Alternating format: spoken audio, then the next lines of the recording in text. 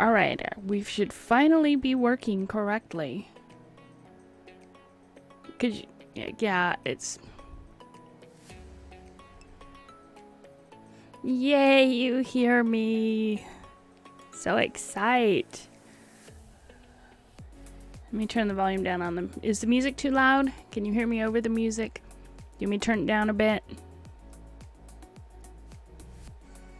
Just welcome, welcome to your own stream. Okay. It's barely audible. Okay. Oh, we will. Let me see if I got it. Oh, you know what? When it crashed, it bumped the volume all the way back down again. Bastards.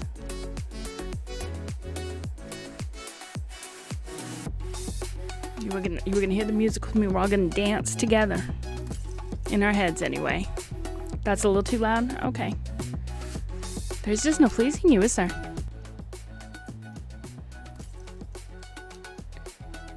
I'm trying to figure out. Let me go back down a little more. I know, you people, I swear. There. Hopefully that's a happy medium.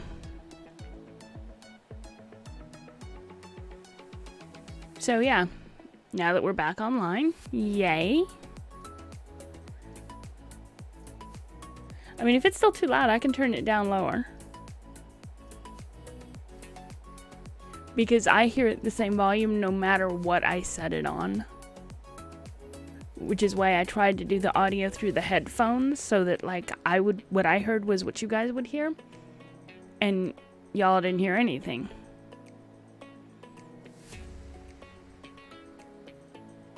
So yes, happy Saturday. I suppose it's Sunday for some of you, for you.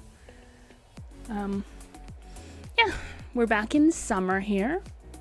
We went from rainy and 70s to sunny and close to 100. Happy 3:30 a.m. Sunday. Yes. Yes, Sunday morning. I figure I better stream while I can because I'm going to be back to working the 12-hour shifts next week because I need the money. Everything for money. Isn't it sad that that's how our society is? Like just money, money, money, money, money.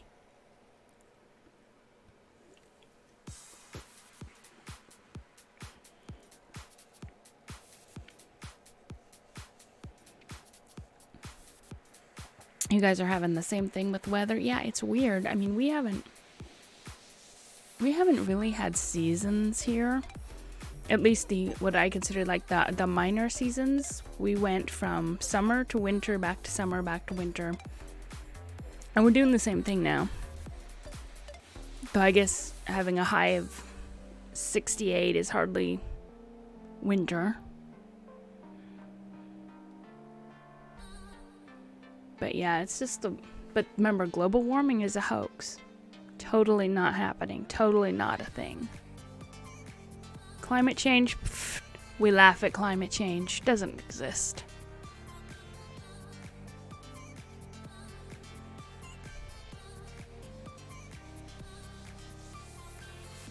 I can't make up my mind about this music. Like, on one hand, it annoys me, but on the other hand, man, I'm like, I can dance to this stuff.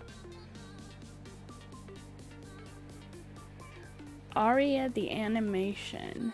Huh. I will have to look that up.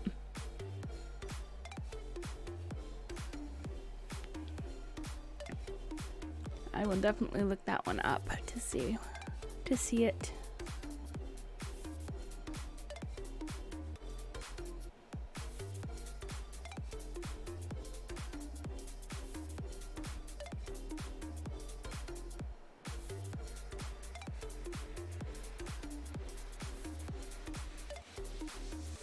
Well, I'm glad you found something that you enjoyed, and hey, if it works for you and helps de-stress, it's funny the things you can find that will help you to de-stress.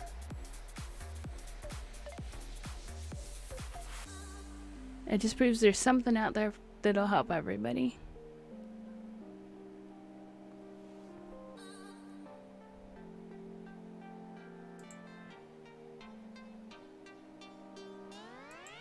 Well, you ready to watch a movie that's probably not gonna de-stress you, but I don't know. Maybe it will. Maybe it will put you to sleep. Yes, hugs all around. I can't remember my hug command now. I have to look it up.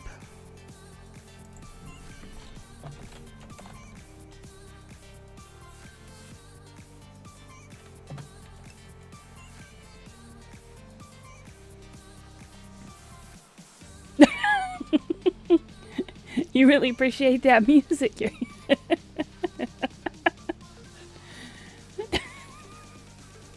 Feeling a little left out here. You're hugging everyone but me. You even hugged my music service. That is hilarious.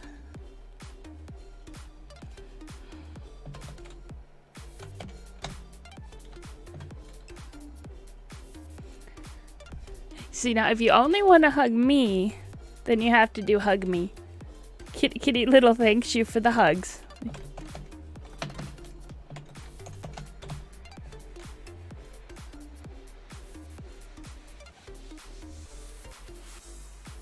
No, hug me. Hug me causes someone to makes Kitty Little hug you. So if you want hugs, see, we got this hug thing covered. Almost, like kind of, sort of. No, that's not a command. I'm sorry. I will make it a command just for you.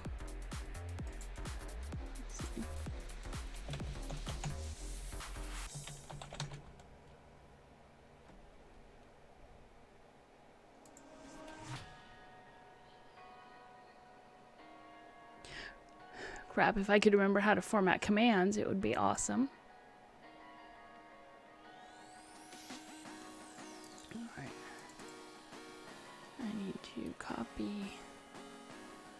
Come on. Let me edit you, command.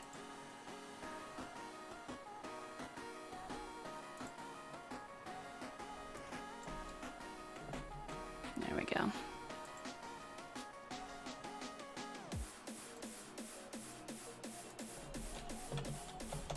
Who knew this was going to turn into a command for Streamlabs chatbot stream?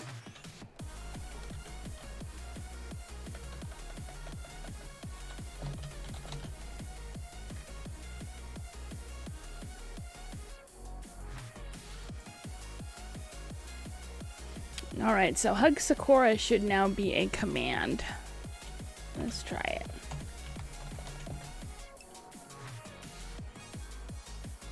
Yay! I wrote a command. Woohoo!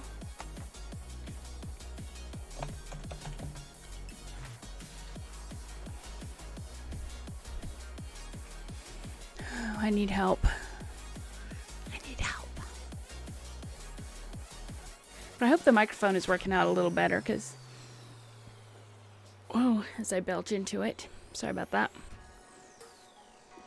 It's a little less in the way now. I can see the screen better and have the microphone near me, and it's not picking up the computer's fans as much, so. I have all sorts of commands that I never use. That's sad. It is sad. Let's see.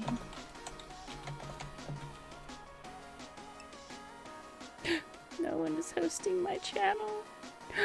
Oh no. I'm kidding. I'm kidding. Okay, let's get into our movie before you fall asleep. Before you fall asleep. This one does have its own soundtrack. So, we will get rid of that music. And we will find, I hope this didn't crash.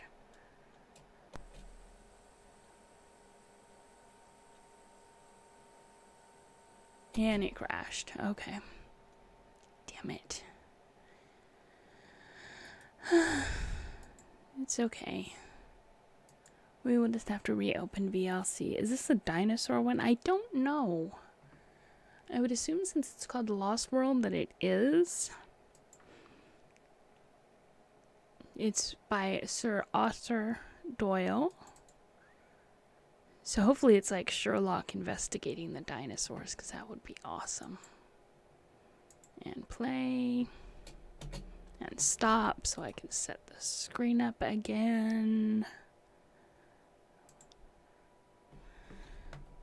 And we will turn on our counter so you know how much time is left.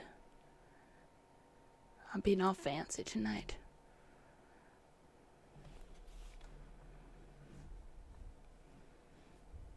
Yeah, I think it's cool they actually were able to go through 8 different prints of the movie to put it together and come up with what they think is the most complete reconstruction.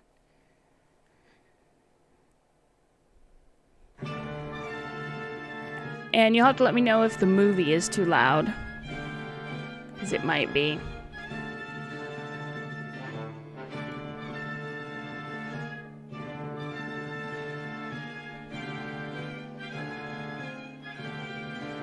It's perfect? Okay, good.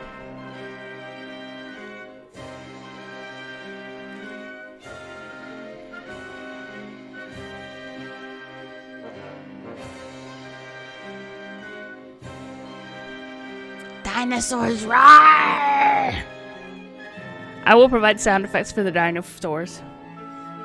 Roar!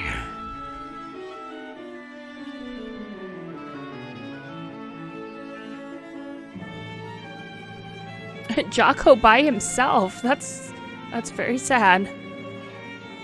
That is like the saddest credit I've ever seen. This is a Corsair. Roar! I'm just gonna do that throughout the whole movie, just a roar!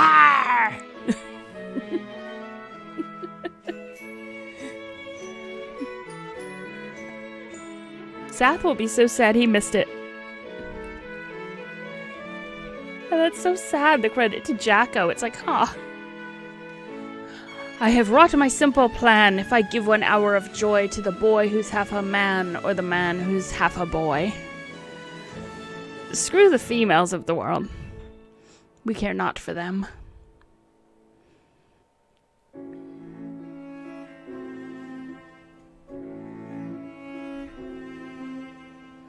I have a presentiment that you are going to propose, Ed. I do wish you wouldn't, for things are much nicer as they are. Is that an actual word, or did she make that up?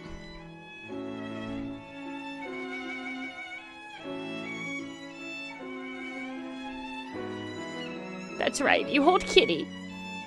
A girl and her kitty is all that is needed.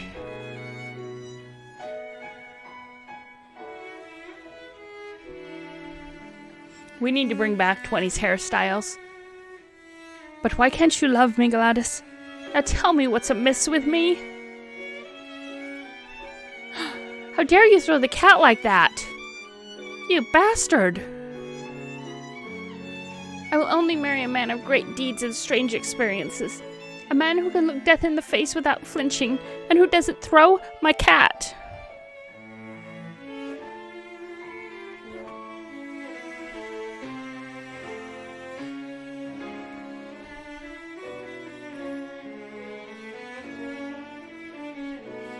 As the presentiment is a word, it's not one we use, and for good reason.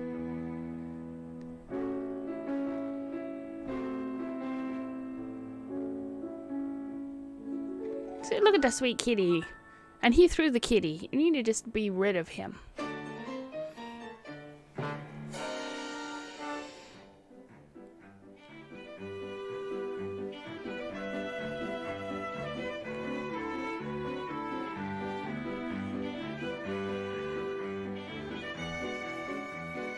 We need some flipping of newspaper noises, but I don't have anything to flip. I want your legal advice. Professor Challenger threatens to sue my paper for doubting his yarn about live dinosaurs. Rawr! Famous zoologist returns from South America without proofs of strange tale.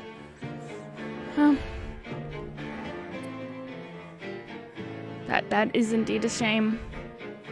Apparently there were mammoths and pterodactyls, but then a canoe overturned. Oh. I believe Challenger is insane. He nearly killed 3 reporters I sent to interview him today.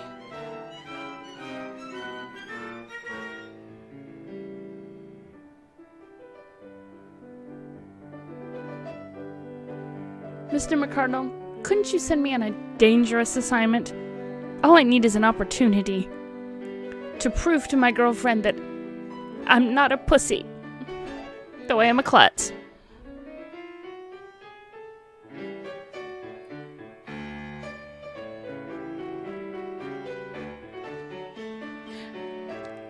The book, I think, was written in... Gosh, I can't remember now. You seem very anxious to lose your life. He is. He is very anxious to lose his life. Let's look up when the book was written.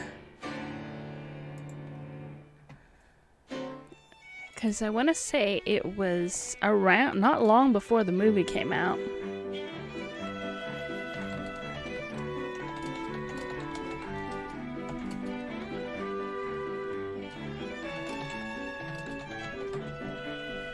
God bless the Google.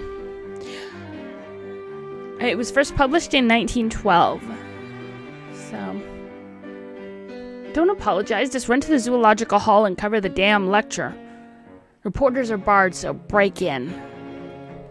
Sorry, that was a summary, which is as good as it gets.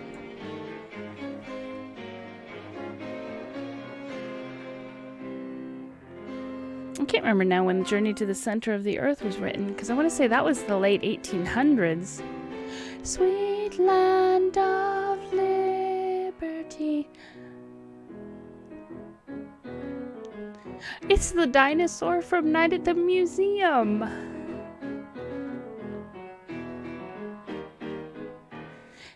What would happen if I took out just one bone? Just one. Everyone's there to check on that cock and bull story, mister.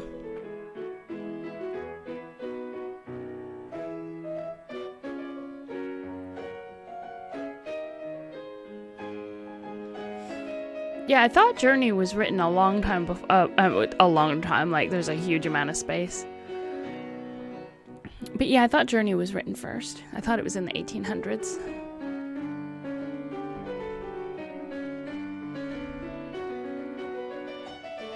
Challenger has made himself a public laughingstock by his tale about live dinosaurs. What can he hope to gain by such lies? You know what this also reminds me of is the first book that I read on here, that was the journey, or the search for whatever in the hell it was. The backcountry of the Amazon contains over 50,000 miles because Amazon has freaking everything. Even dinosaurs. The search for, like, I can't remember the name of the book now. But I'm wondering if this is going to be similar to that one.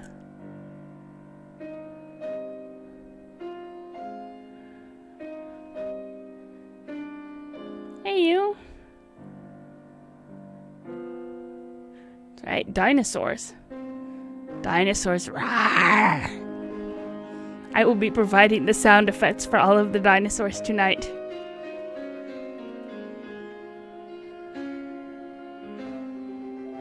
Reporters are barred. If I show my press pass, I'll get kicked out. So perhaps I could get in without showing my press pass. I mean, it's not that difficult.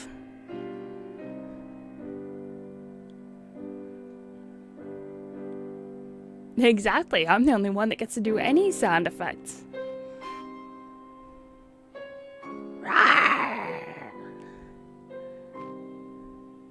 I just like making that sound, so this is my one chance. Oh, that's right, they're in Britain. I guess I should have been singing God Save the King instead of My Country 'Tis of Thee. Oh well. The eminent colopterist.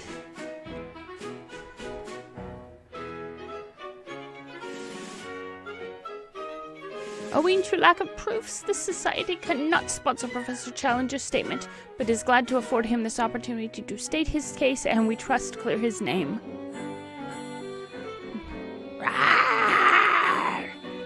Okay, he looks like he should be playing a caveman in the Geico commercials.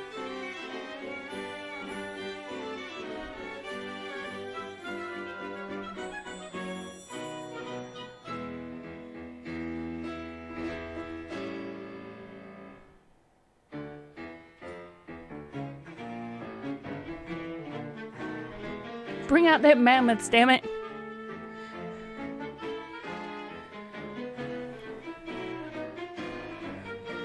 If any of you spineless worms are brave enough to go back with me into the trackless jungles.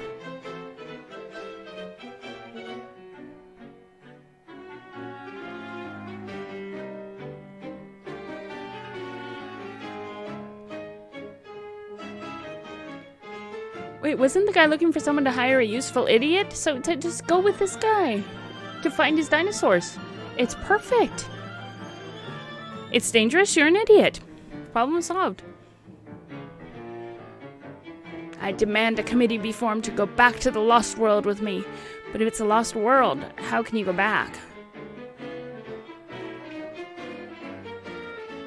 Search of the unknown, yes. Yes. That is it. In Search of the Unknown. I knew it was a book by Robert something, and they were searching for something. And I read the entire thing. Still can't remember the title.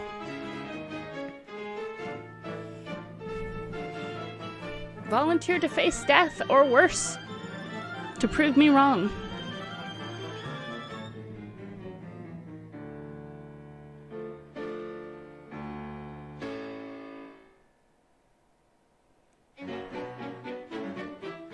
I'm 67, but because I think you're a liar and a fraud, I accept your challenge.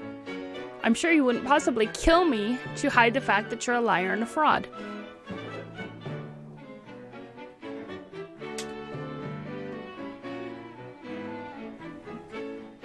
Better an old fool than a young coward. I mean, I would say they're about equal, actually. I don't think one's better than the other.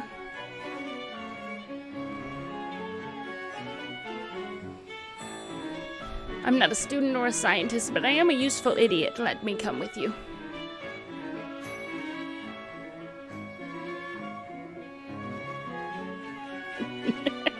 Exactly. You will probably have to drag me yourself through the jungles, but I will go with you. Oh, there's our useful idiot.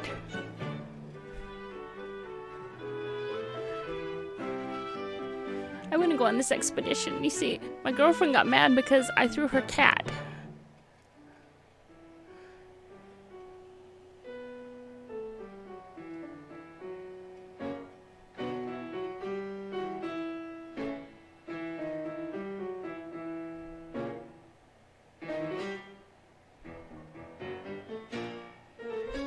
Come on, dude, make something up. You can't admit you're with the press.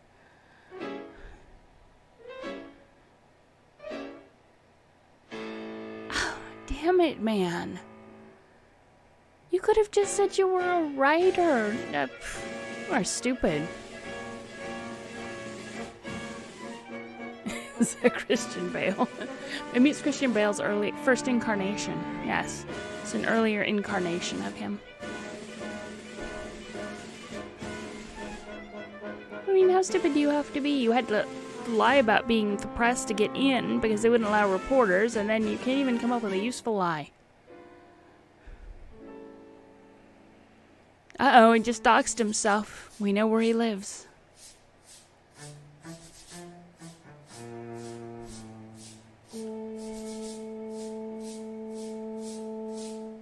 Yes, your hair is still on your head. Where were you expecting it to be, dude?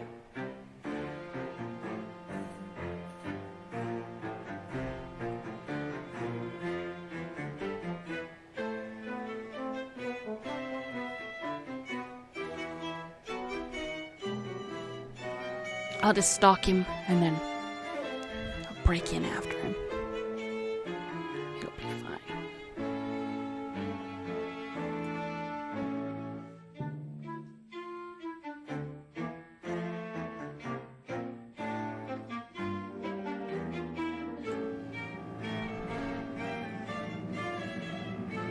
Yep, he's going the breaking and entering route.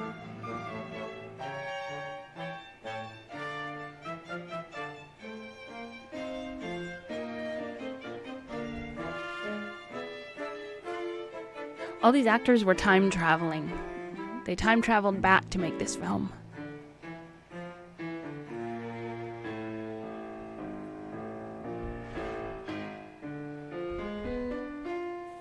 The girl I'm engaged to won't marry me until I face death or have actually died.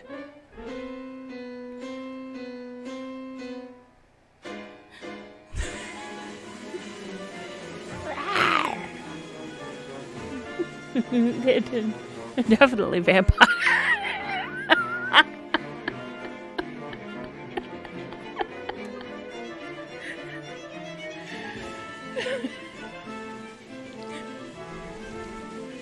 Got a threesome going on in public. Come on, dudes.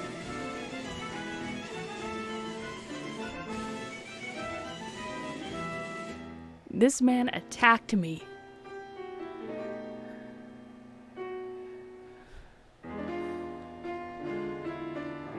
See, it just, I mean, I know every movie is a fetish film, but come on, you're making it too easy.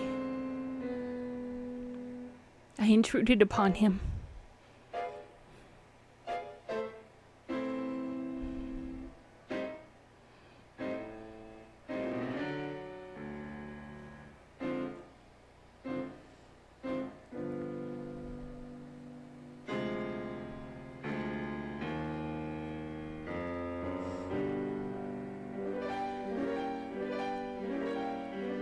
I think the insane discussions were going better. Let's keep with the insane discussions. Maybe roll around on the ground some more.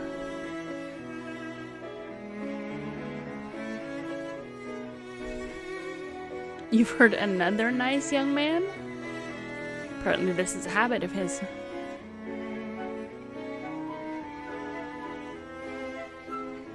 If my husband gets abusive again, just call me. I'll beat the shit out of him.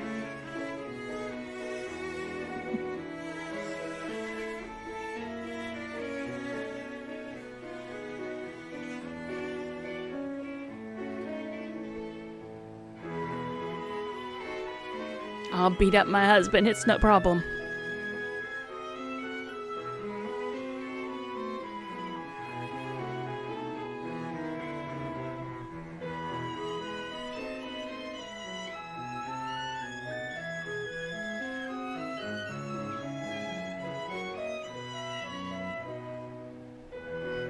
My God, this movie solves so many mysteries.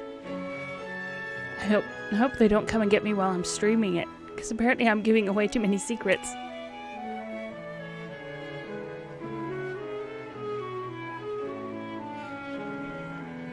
Yes, bamboozle a dinosaur. Rawr!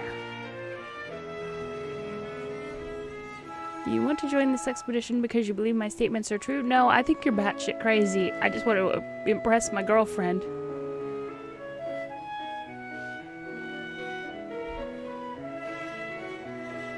Who the fuck is Austin?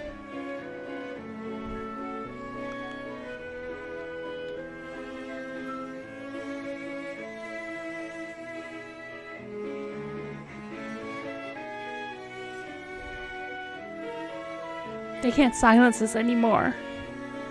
We should get the truth out about the time travel.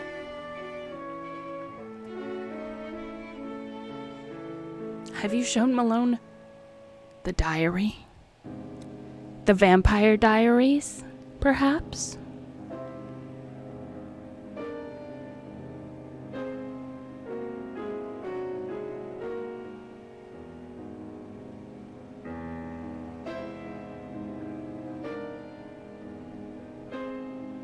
Here you are, it's all the secrets.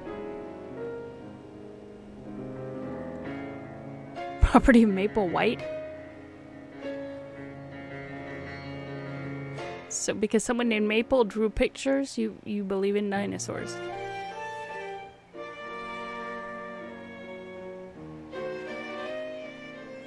That's right, the Diary of the Vampire Dinosaur. I've seen this anime. It doesn't end well for the people who uncover the truth.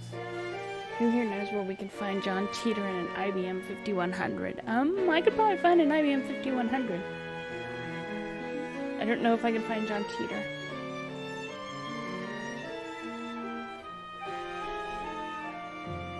Oh, so this is Paula White, the daughter of poor Maple White. A Mexican cowboy fighting a brontosaur? Yes, it was.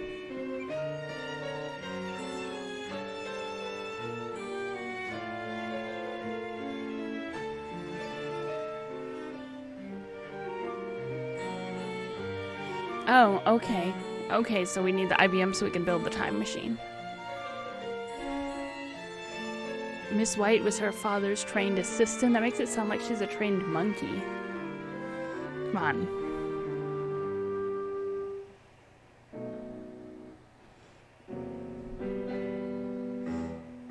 The terrible, terrible plateau.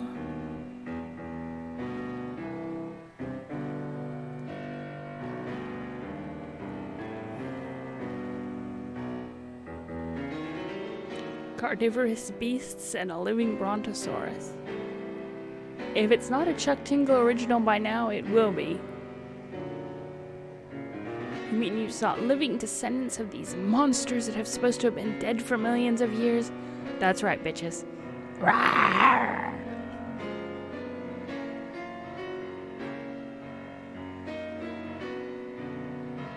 Yeah, that is very true. The monkey would have been better off.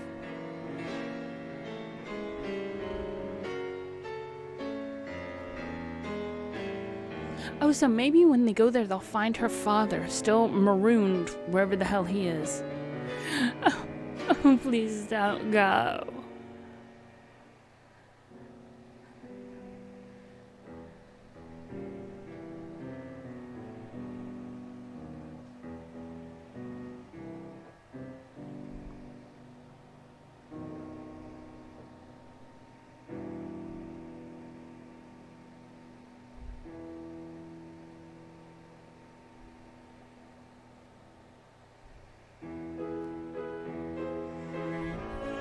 My husband promised to raise funds for a rescue party, but instead of getting people to help him, he throws them out of windows.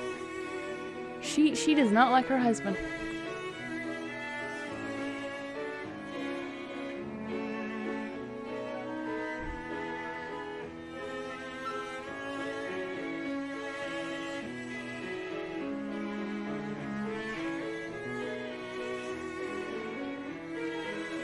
Yeah, you really can tell. They definitely love each other.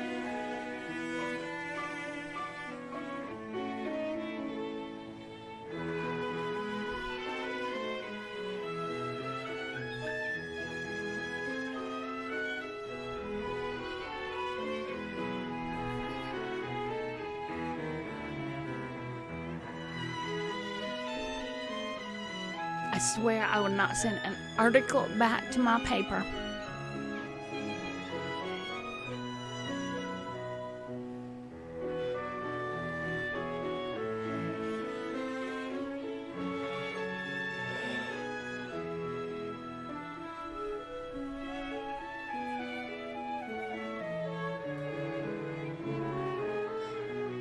You get that editor to fund this, dude.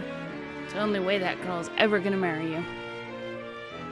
Assuming the dinosaurs don't eat you.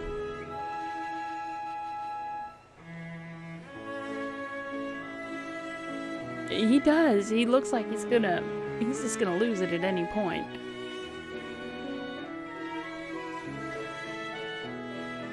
I'm sure you know why I'm going on this rescue party, Paula, don't you? It's because I love your father more than anything in this world.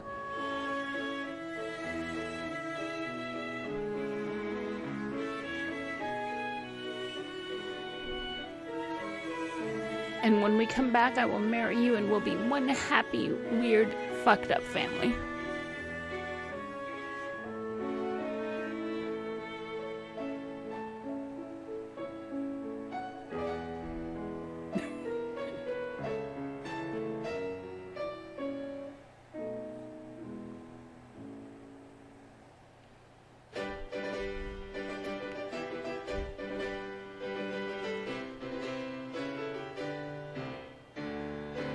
I always thought there was more ocean between us and Europe. Huh. I swear this is the set that Tarzan movie was also filmed on. Like they all shared a set. I will not bore those. Okay, don't bore us then, dude. Tarzan.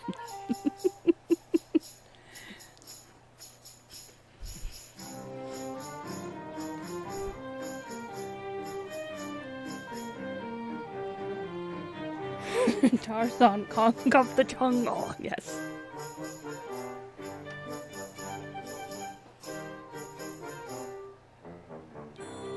Tarzan is my OC, no steal.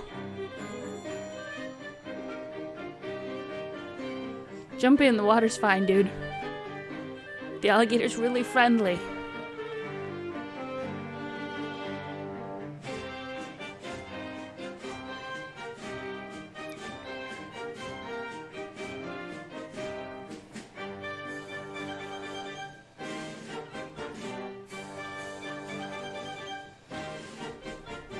And just for shits and grins, we've got what looks like a Polynesian with a guitar.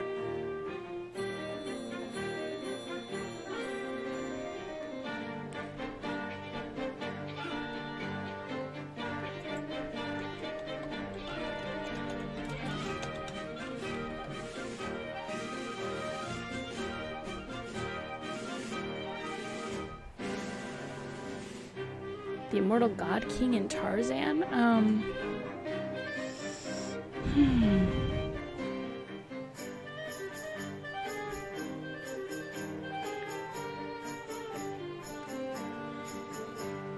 Oh, the Slayer of Pirates who taught Tarzan English. Let's see. Who taught Tarzan English? John Clayton? No. Tarzan's English name is John Clayton.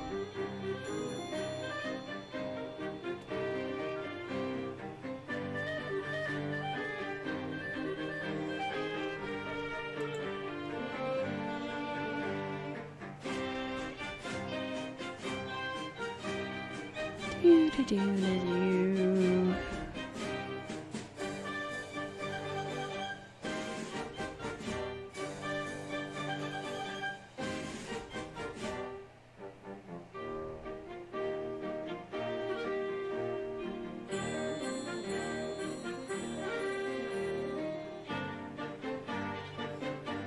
Yeah, that was, oh God, I can't remember the name of any of these. That was Tarzan, King of the something or others. He was chased by the Arabs forever. No, I remember. No, I know the movie. I do remember the movie. I can't remember the name of it, but I can't remember the character.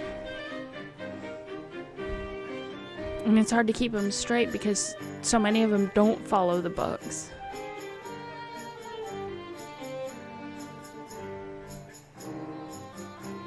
Oh look, there's monkeys in this movie. And I swear it's the same monkey as was in Tarzan. Yes, he is lost to us now until I decide to rewatch the movie. Because I have all of these movies I've watched still. And they are definitely reusing the same set.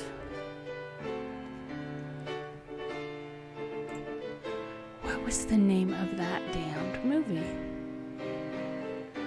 Explorers reach last outpost of civilization. The very last outpost of civilization. Proof that the world is flat, because on a round globe there would be no last outpost. Ha ha.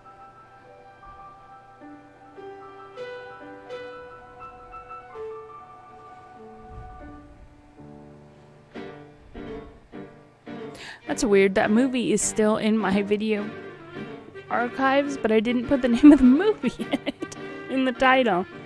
I'm a dumbass. But that is a pretty kitty.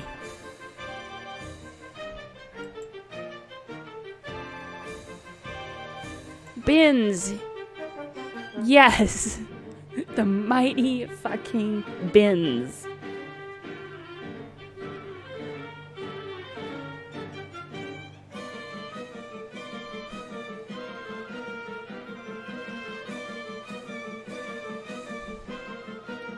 Now it's the lost and found world.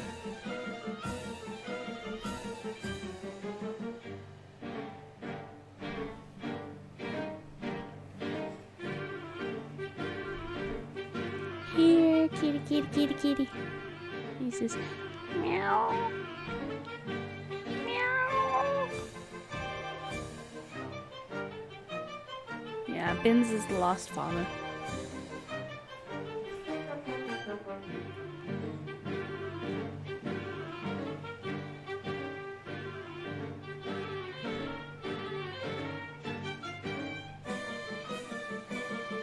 And there's a pretty snake. Reach out and pet the snakey. Snakes need love too.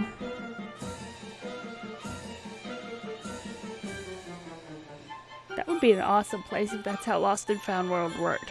Hello, monkey boy. Even the monkey's saying, what the fuck is this place?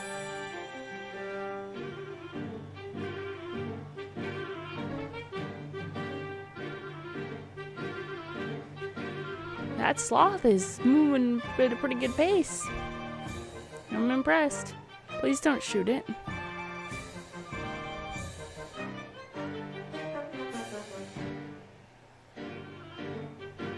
To be true, I don't blame the monkey for being very concerned about the snake.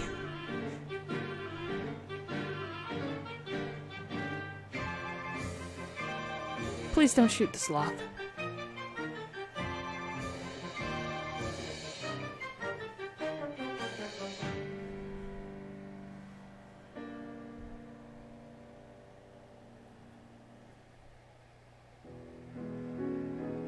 And now we have come to another drawing, it looks like.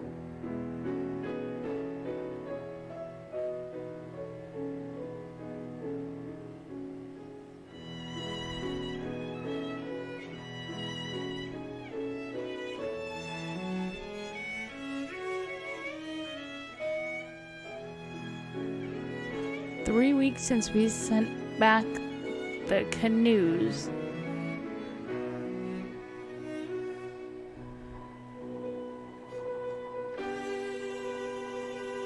In fact, I don't think, and that is probably the most accurate sentence this boy has ever typed.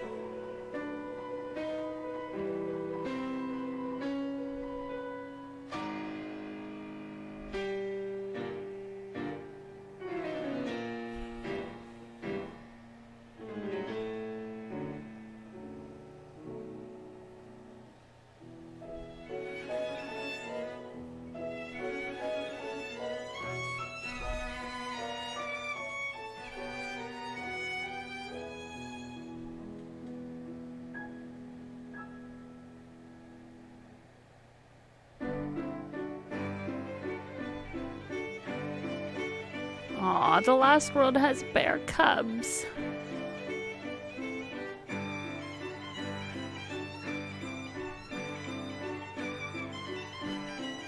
Full-grown spectacle bears? Yeah, totally not bear cubs.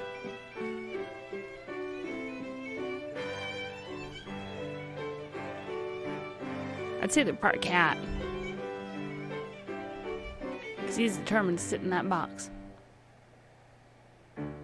Oh. Ah. Don't look at me. Please don't look at me with your ugly face.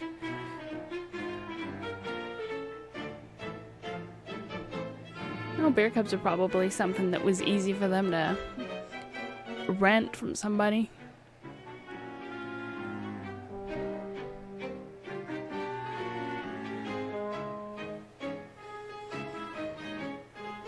Our father felled one of the trees, and it surely is exactly where it fell. I mean, it looks like there's a light post up there.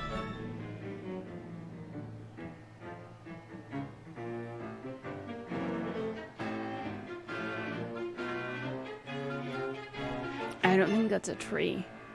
I think it's a signpost, and at the top it says Denny's open 24 hours. God damn, those are some conniving monkeys.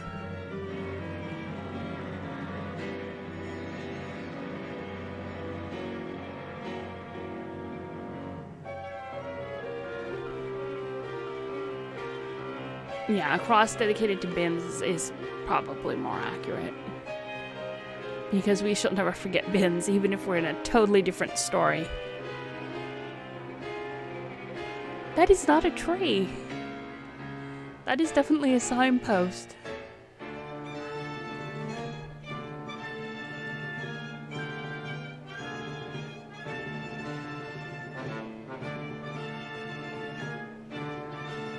This is true. Bins is now in every... That bird's just up there waiting for his martini. Yeah, I'm just hanging out here.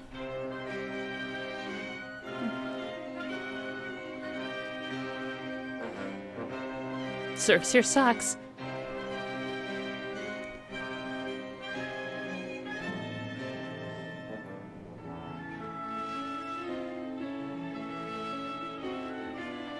Oh, I guarantee you there is no place that there is not a Denny's.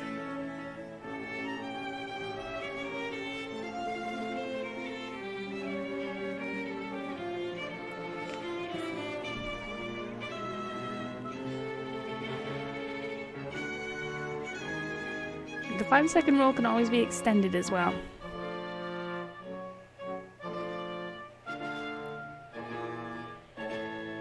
Yeah, and Denny's or a Walmart or a Taco Bell. That looked less like a sun and more like a nuclear explosion.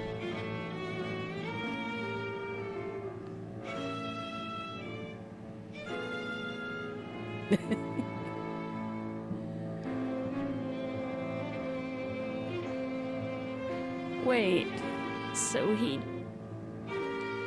chopped the tree that was on the I am so confused. Hello, dinosaur.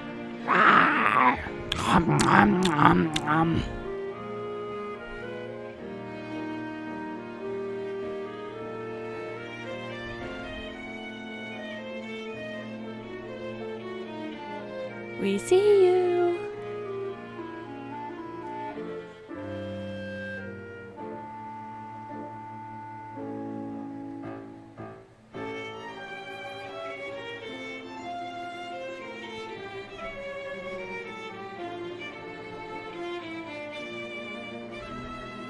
Like it doesn't even look like an ape. Yeah, now's a good time to faint.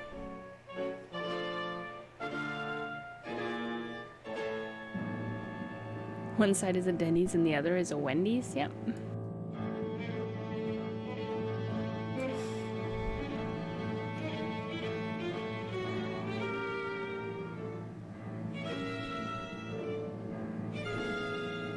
Okay, but where does Waffle House fit into all of this?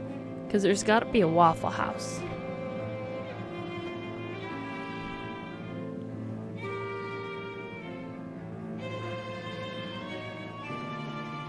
Waffle House is in the lagoon. Oh, look, lunch.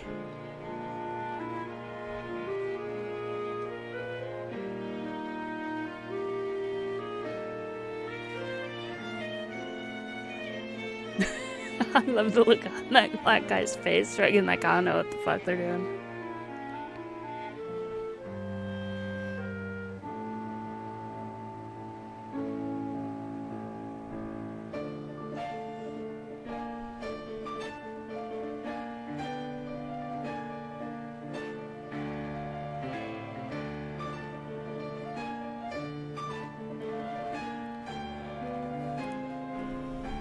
We have to make sure that. Oh wait, here's the dinosaur.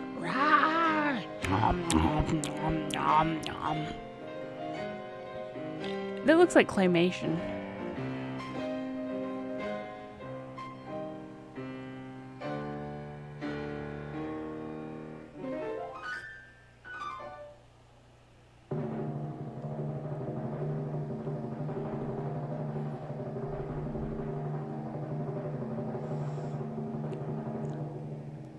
Run, little monkey, run!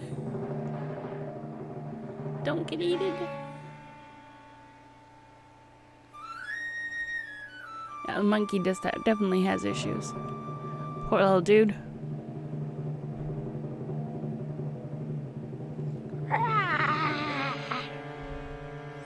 I will pull up this tree.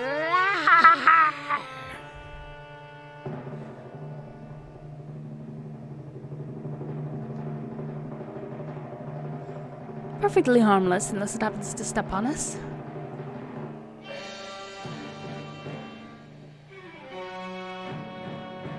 Yeah, considering the time frame, and also considering that this movie's been spliced together, which is I think why there's some of the blurriness at times.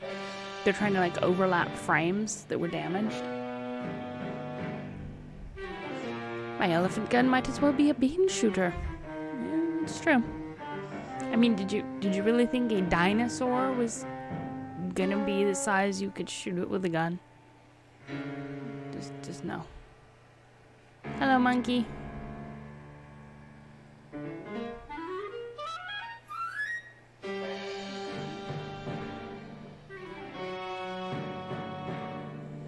Uh-oh.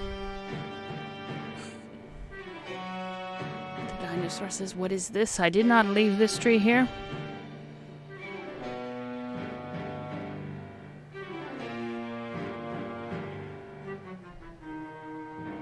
And the monkey says, "Oh no." What is this?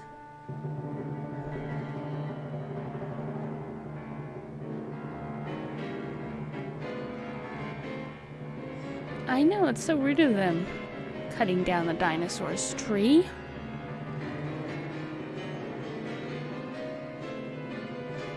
Ha. That was awesome.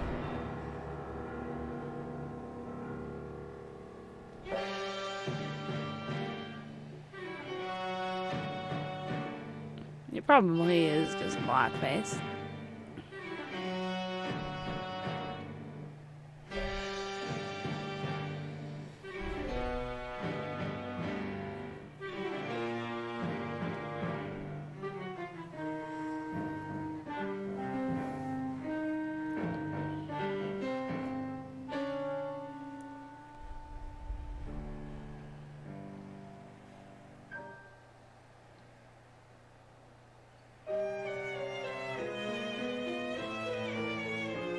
That is a very bright moon.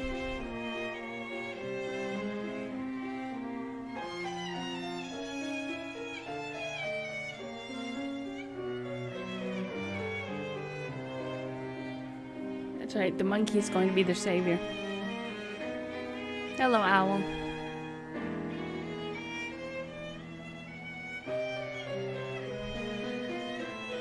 Monkey is the hero we need.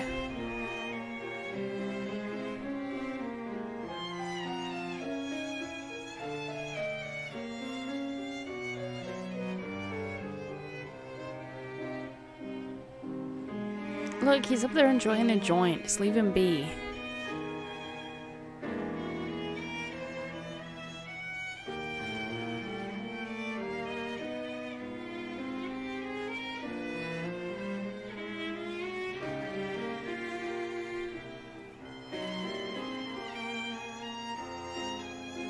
Oh yeah, it definitely is just blackface. Even the monkey can't look.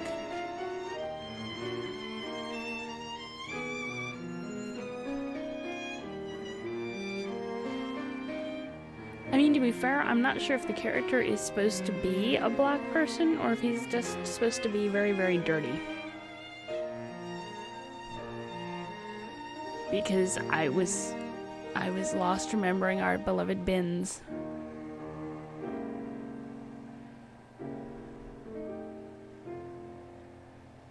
And that is one of the risks of watching these old movies, is there is, unfortunately, a lot of racism in them.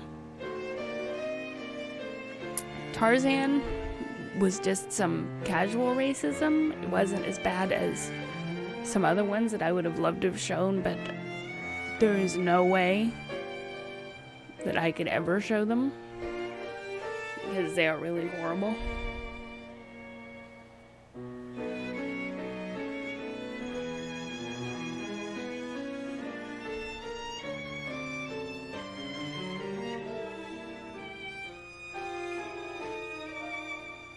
Yes, it's just you.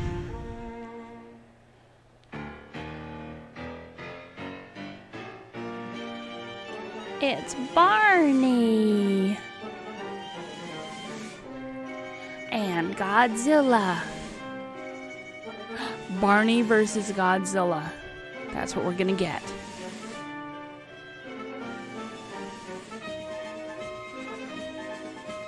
It's alright, I have my gun. I will shoot them with beans.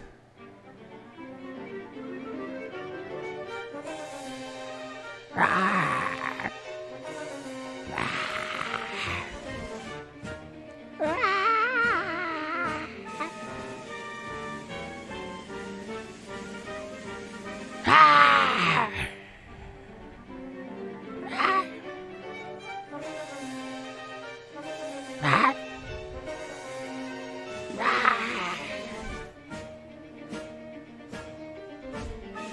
And now even the dinosaurs are vampires.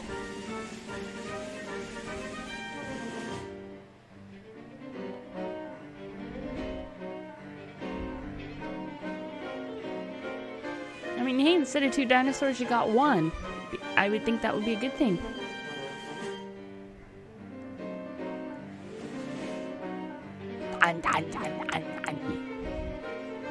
Nom, nom, nom. I mean, if that's all he's gonna eat of it, that's kind of wasteful.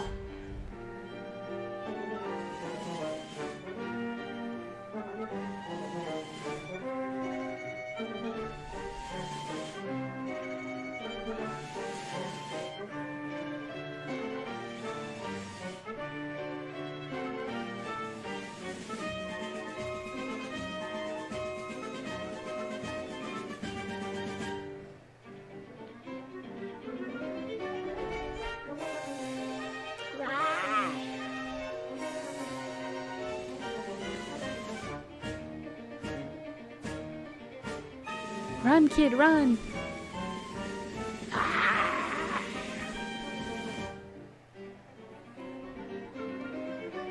We're all confused. It's fine. It's dinosaurs.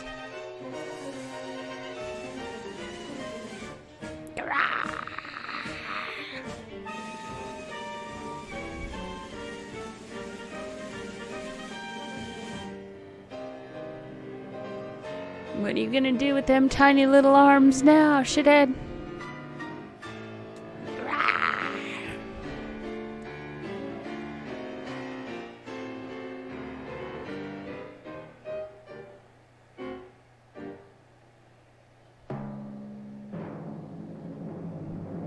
And here we have headlights. My God, it's a transformer. It has to be. It's the Transformers.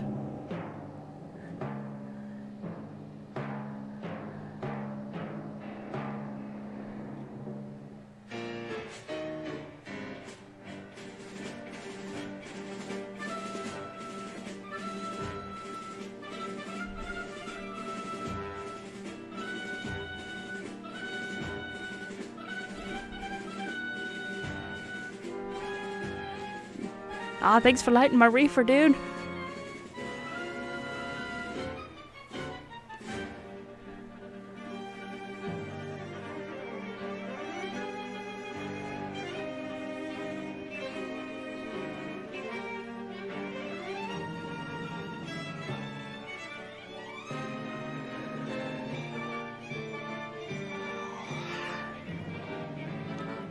Oh yeah, I watched a lot of Transformers. I actually enjoyed the Transformers cartoons.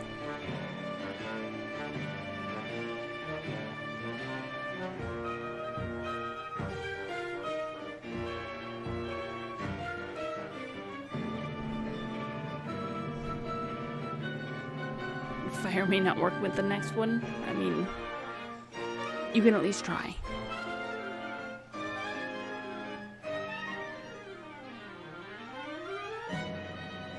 See, I don't remember any of the eras or beast form. I remember Transformers, and I remember that there were dinosaur Transformers, and there's a discussion for after the movie. We can talk about children's cartoons. Climb that tree. Climb it.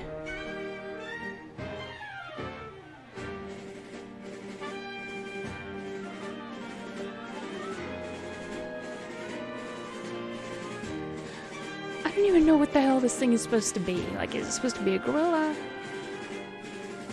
Is it supposed to be some... Maybe that's one of Ben's offsprings when he bred with the dinosaur women.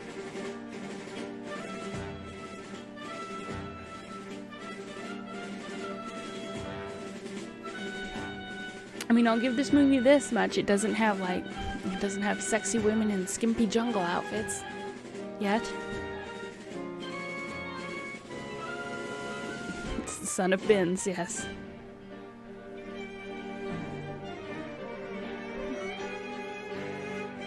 It's a pretty painting.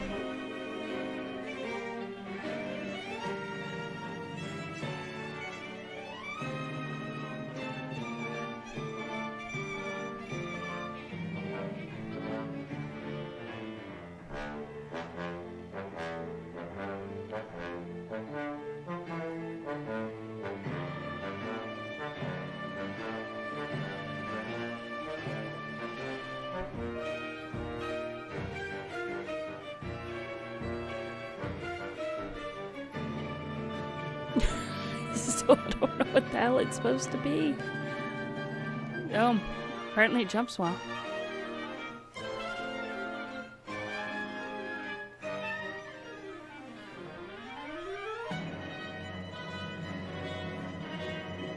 I never saw Return to Oz, so I am still a children.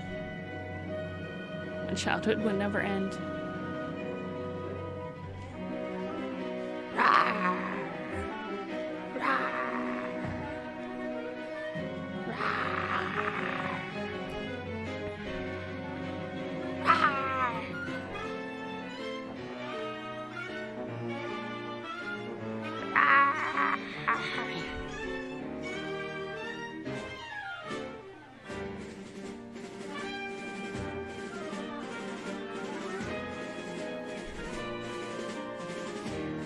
You know, it's funny because I watched a show called Primeval, and in Primeval, Spring-Heeled Jack was actually a dinosaur that ended up in London and was mistaken for Jack the Ripper.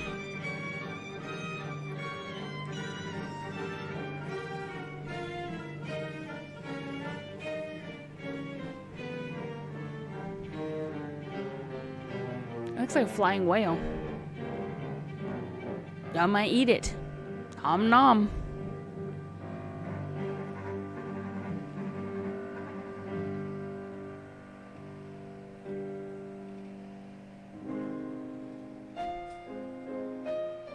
It's just you and me now, monkey. He climbed that big rock this morning to get to her. He can't bear that girl out of his sight. So that is Jocko. Forever alone. According to the credits, anyway. Yeah, no, I have no desire to watch it. I'd rather just read all the books.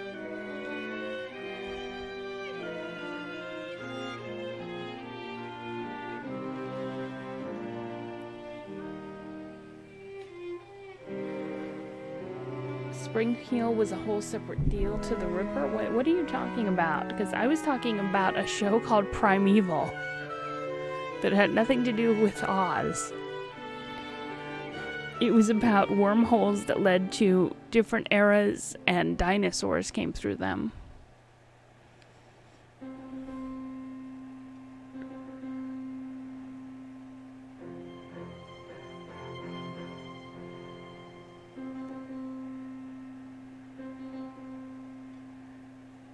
You only have the first season? Pfft. I have all of the seasons. And I thought it was when that one gal who was also time traveling and was in the last season. And she ended up in England, or maybe she ended up in England. The whole series was filmed in England, dear God. She was from like Victorian times, and her husband had her locked in a mental asylum. And they found out like some weird dinosaur was actually committing the murders that they thought was Jack the Ripper. Oh good, we found caves and can live here the rest of our lives. If only we could dent a dinosaur.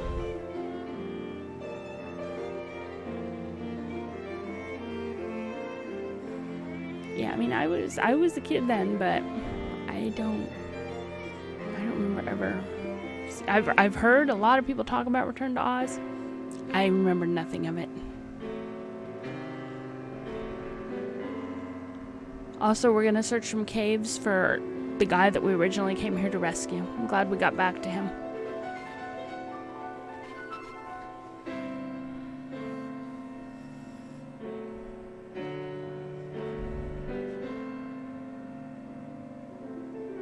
Stalactites and stalagmites. And fire. Because, of course.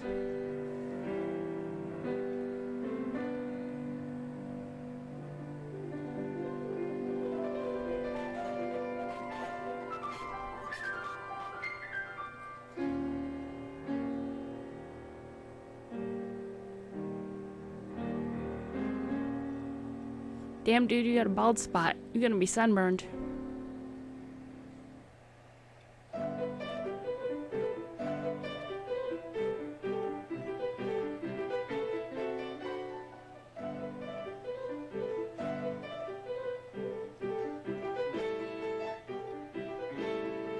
Release the tree, it will snap back.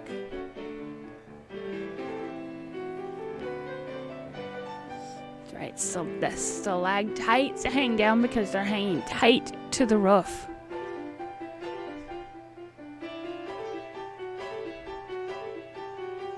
That is the weirdest looking thing. A parabola.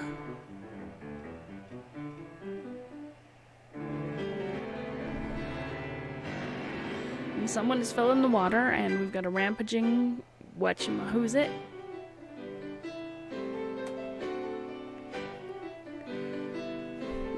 You described a curve. I mean, that's not exactly an accomplishment.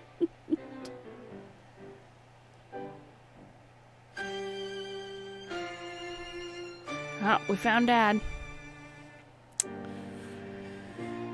Let's begin the funeral dirge now.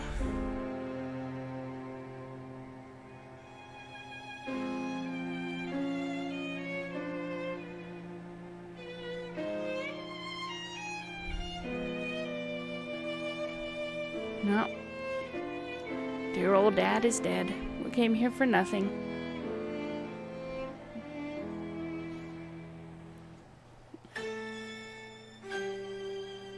That picture's in pretty good shape for having been in the mud. And having been here for however long he's been missing. R.I.P. Bins, we will miss you.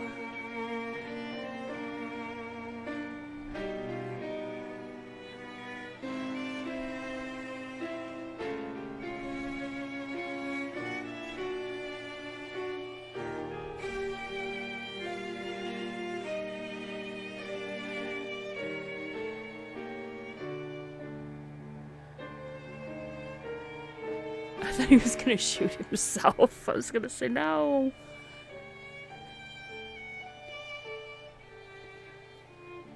Do you know what the hell it means when he just shoots in the air?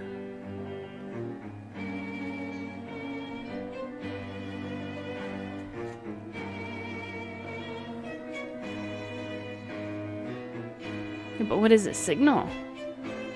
I mean, did they set something up like if I shoot 5 times, it means I found him alive? If I shoot 6 times, it means I found him dead? Also, rawr, rawr, rawr, rawr, rawr, rawr. I am a dinosaur. Rawr!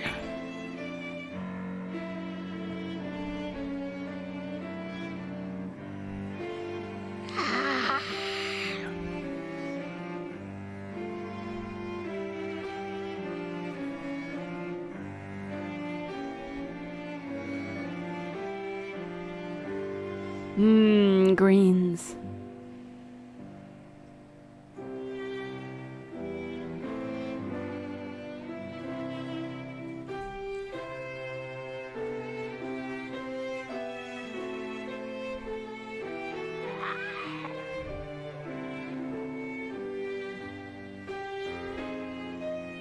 Hey Finmill, how are you?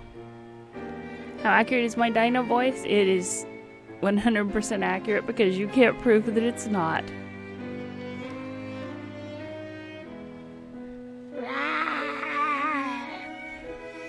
We'll work all night and make a ladder.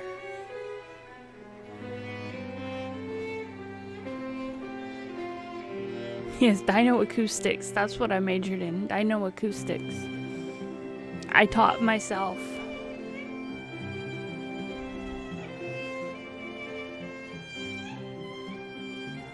We'll get Prasicor in here. And he can rate my dino calls.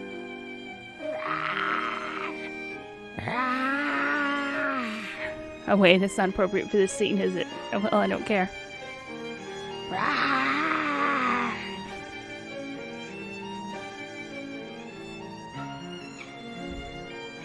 I don't know if he's even on Twitch. I mean, I posted it on Twitter, so of course I didn't say that we were watching a dinosaur movie. But I don't know if he's on Twitch. It's only a small cave above this, but your father must be somewhere on the plateau. I thought we found his skeleton and his watch. Yes, you're to be here always. So you're gonna have to marry me and have children with me. We must ensure the human race survives.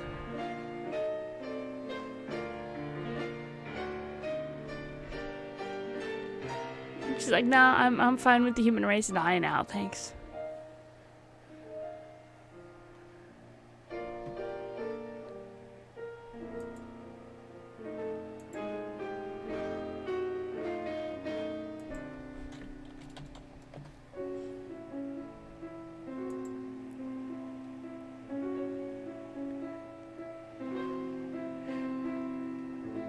We're cut off from the world and its obligations as if we were on the moon. I'm still not sleeping with you. Sorry.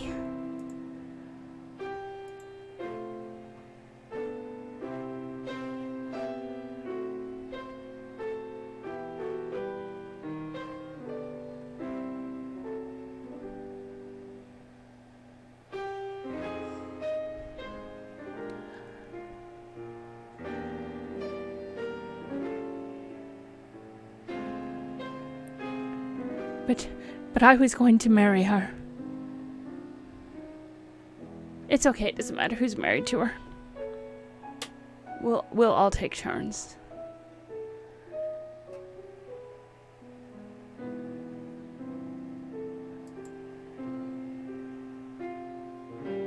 I have something to tell Paula.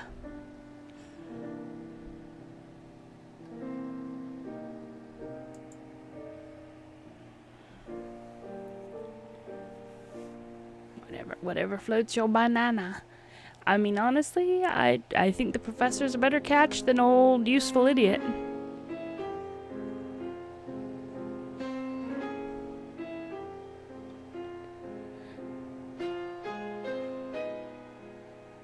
I wasn't going to tell you, but your father is dead.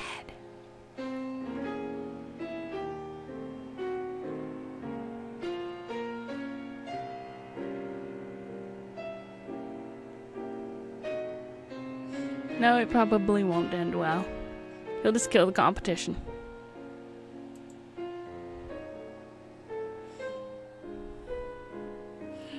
Daddy, damn it!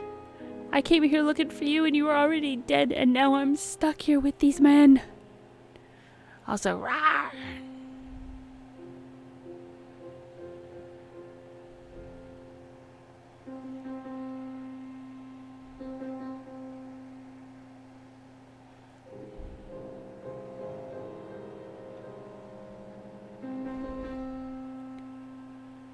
Nom nom nom nom nom nom.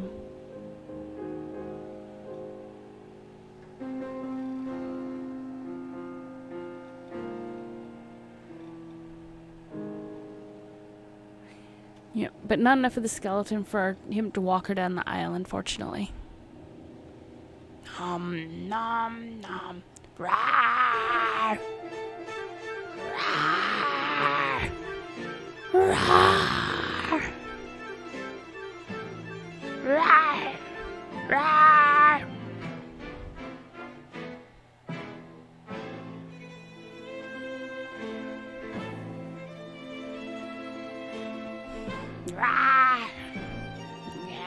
Rawr. Rawr. Rawr. Rawr.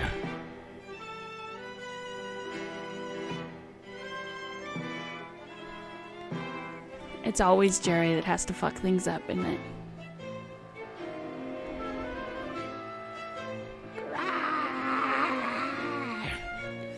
I will strangle you. And you with your tiny little hands, what will you do? Oh shit, we're all gonna fall off the cliff. Well, guess what? I'm gonna take you with me, Jerry. Or not. Well, shit. There went your last friend, Jerry. 'Tis but a flesh wound.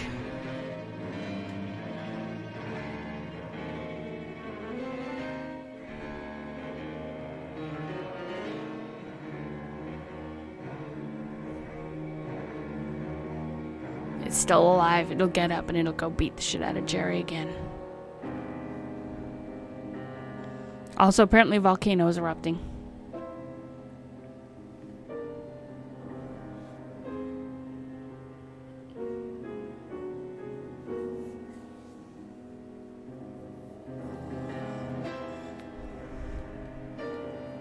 Or we've set the plains on fire. Something's burning.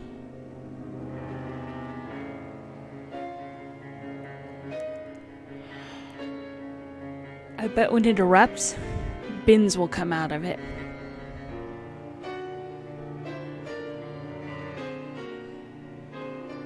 The dormant volcano is waking. The whole plateau will be covered in lava. Well, I hope you're good at playing that Floor is Lava game then. Also, that's not really how volcanoes work, but whatever, boo. As long as you saved the monkey, I'm fine with it.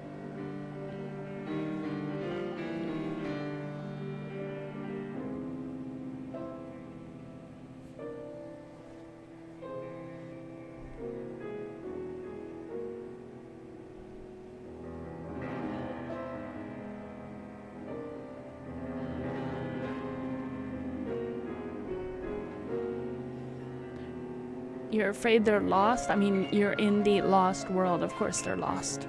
You're all lost.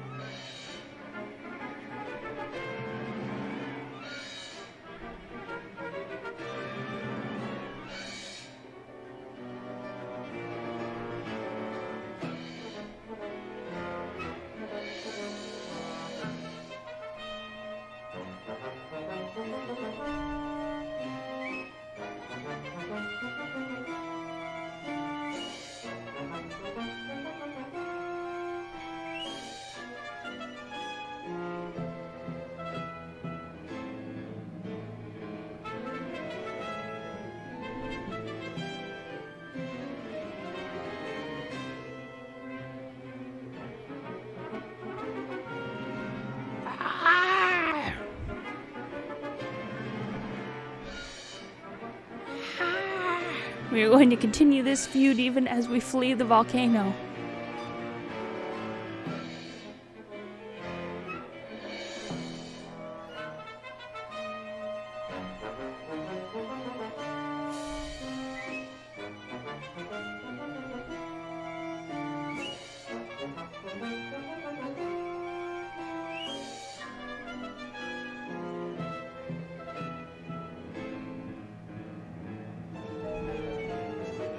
I'm just randomly biting at things I can't see in the smoke.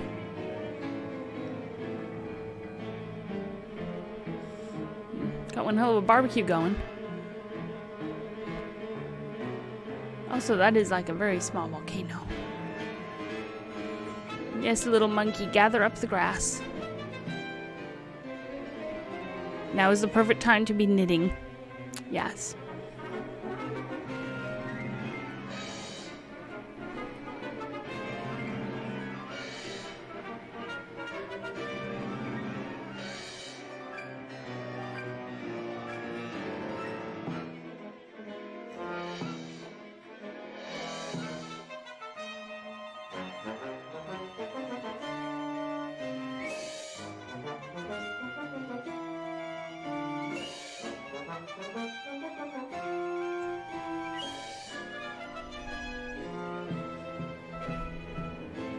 I don't know, at this point we may as well stay here in the cave. Everything out there is on fire.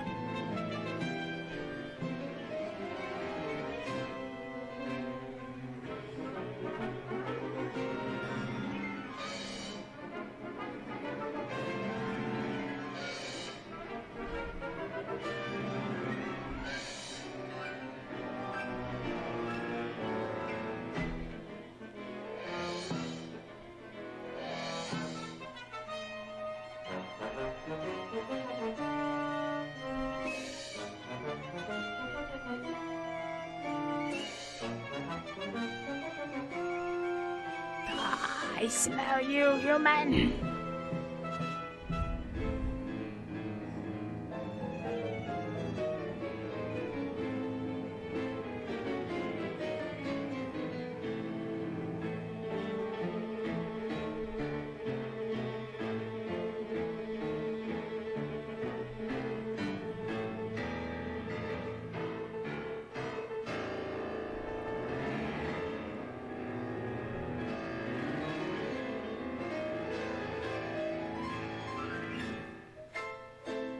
Good night. Have a good sleep.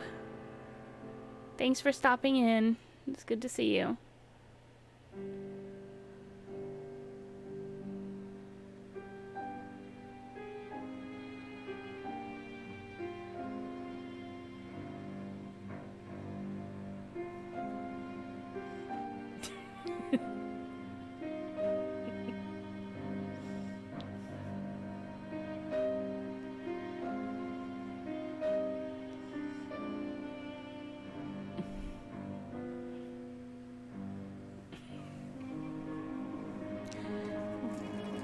Yeah, the hug command is a new command that I added and then I forgot about.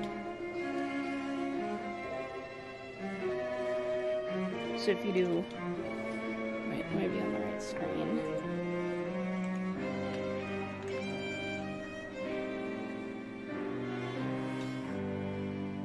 If you do the hug command, Kitty Little will randomly hug someone for you.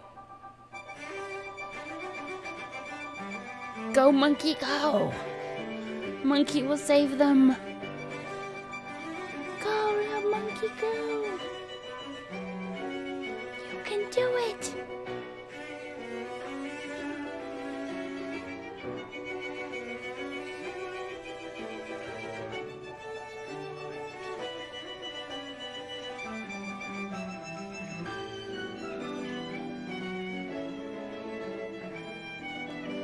You can do it, little monkey. I don't think that vine you got is gonna save them, but you go, little dude.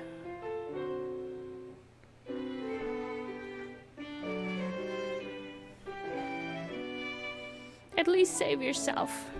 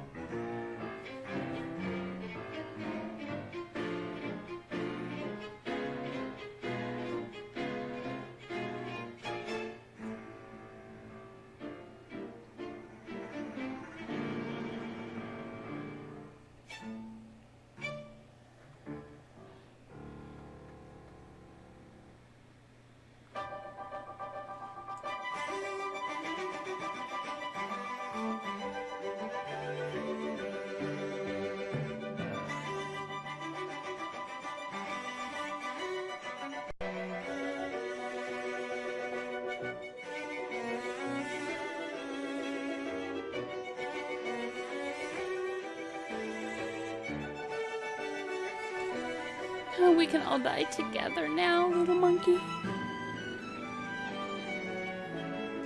We'll all die together.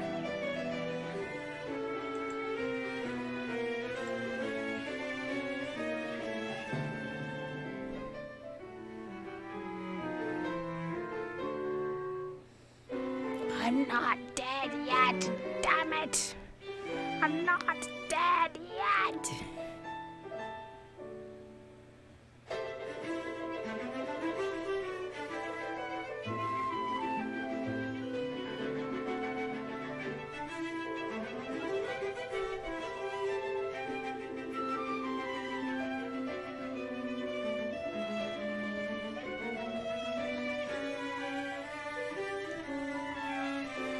Thank goodness they were able to nip that ladder.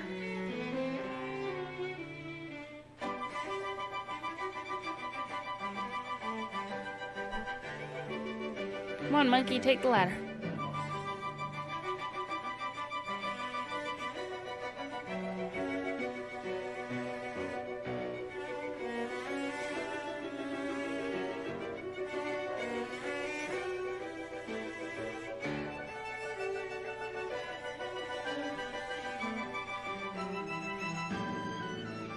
You can do it, old dude.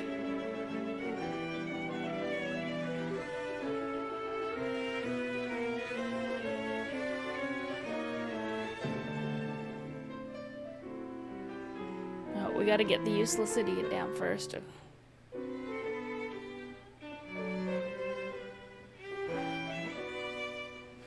I'm still not dead.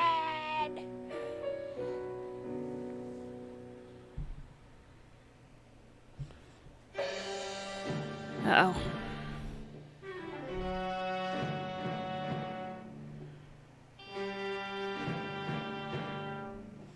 I will eat you.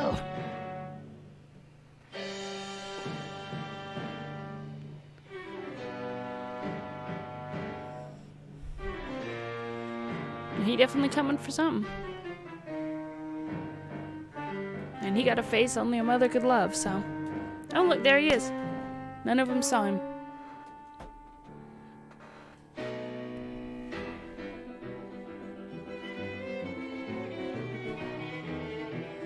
Let's pull the rudder back up.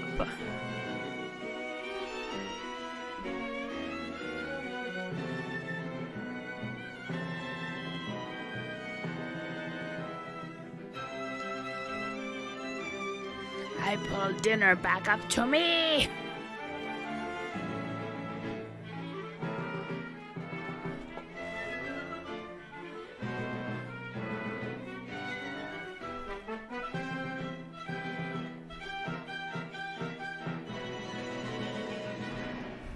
Now jump before he starts pulling it up again. Well, that was easy to kill him. That was rather anticlimactic. Yeah, he's literally just an asshole. I'm still not dead.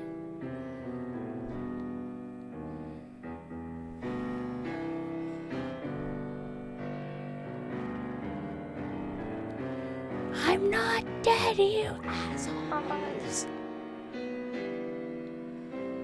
I certainly hope that mud holds.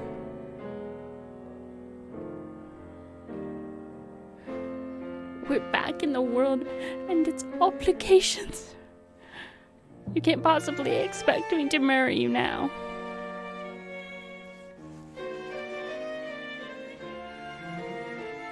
And why should we let Gladys rob us of happiness? Who the hell is Gladys? I guess I should have paid more attention.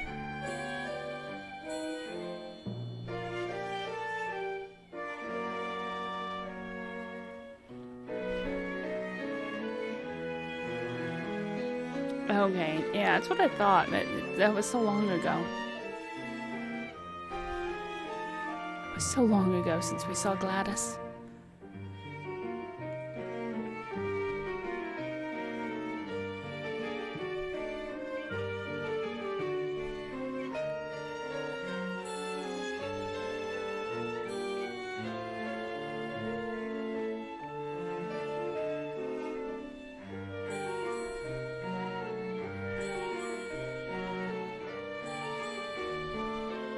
I can't steal my happiness from another woman. Well, no, you wouldn't be stealing your happiness, Sunshine. You'd be stealing her happiness.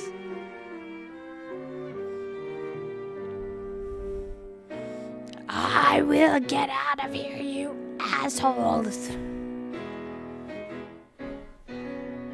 And I will eat you all. And I'm an herbivore.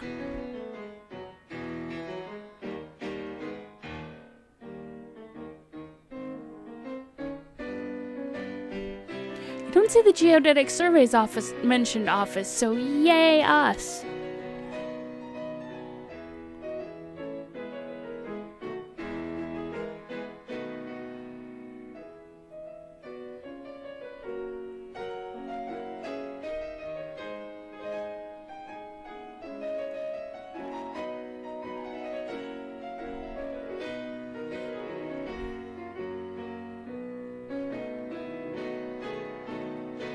When's my next Lost World field assignment? I don't know.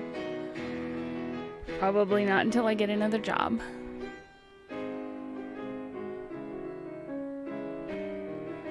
We'll just build a raft to get your dinosaur out. That sounds like a plan.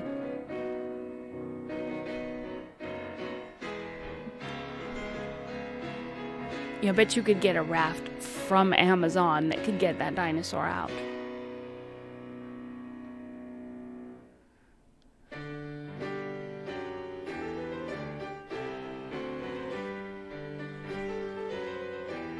Oh yeah, the Seahawks are getting some attention.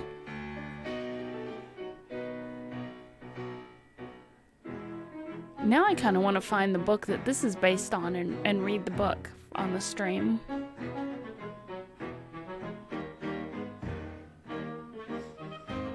Because I want to see what the actual story was.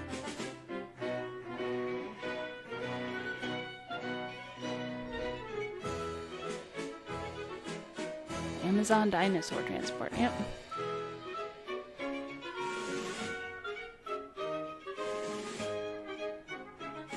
If only they'd been able to get a signal for their mobile phone, they could have just called for help. And also the blackface is still horrible.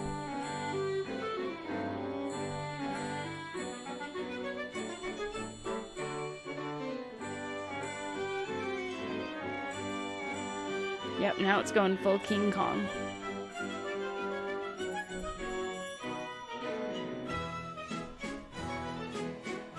I hope that Brontosaurus escapes and, well, no, it would have to climb Big Ben since they're in London. I hope it escapes and it climbs Big Ben.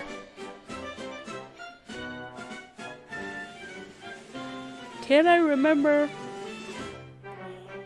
how to use a phone? Let's see if he can do it.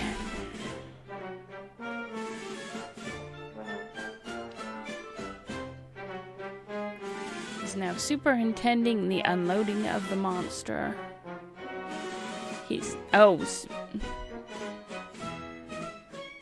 I'm assuming that word means something like supervising and not like he super intends to do it.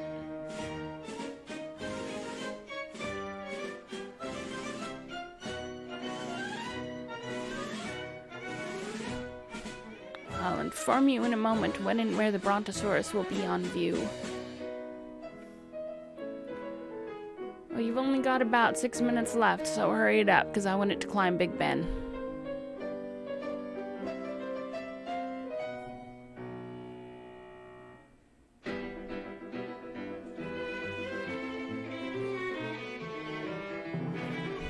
As we swung the deck cage out over the dock, the cables broke. How unfortunate. It got out. It's running wild. It's heading for Big Ben. Everyone can see it. Just go outside and there's your proof that I was right.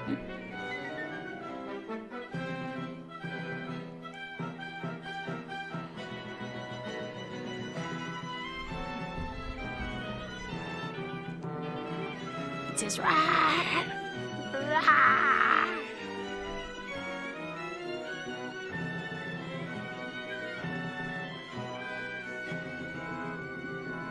That's right, the new queen reigns.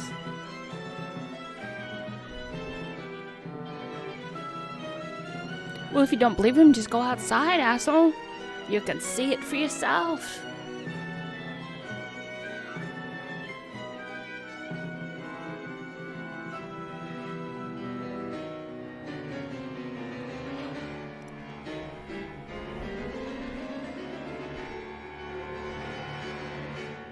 And why is he carrying a chair?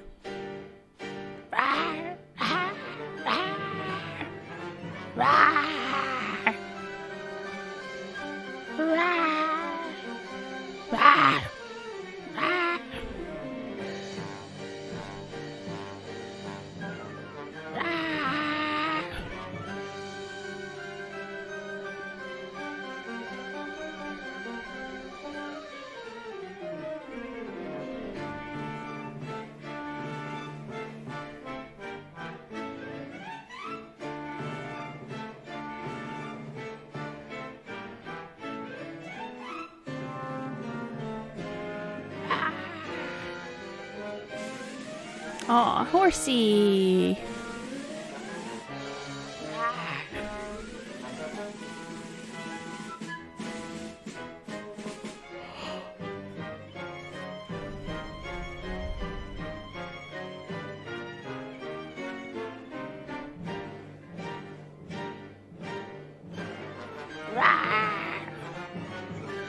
I'll knock over the horsey.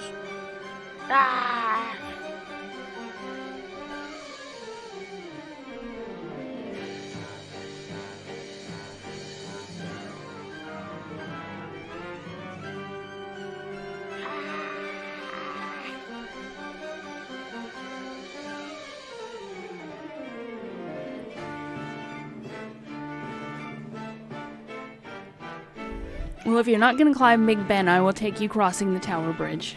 Also, say hi to the people.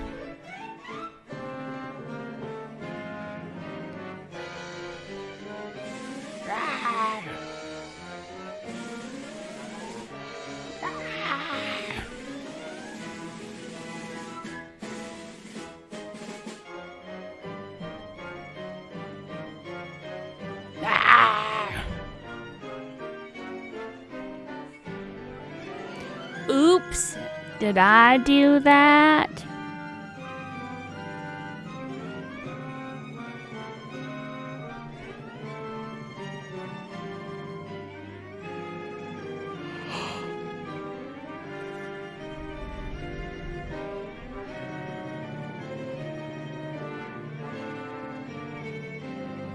Yes. Make your stand on the Tower Bridge. Yes. Oops.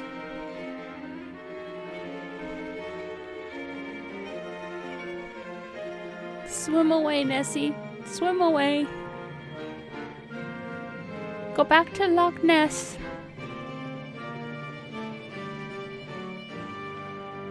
Swim, damn it, swim. Be free.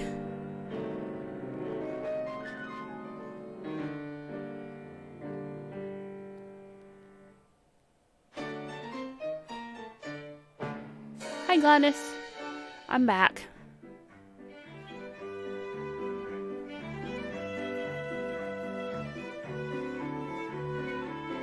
I refuse to believe he is dead.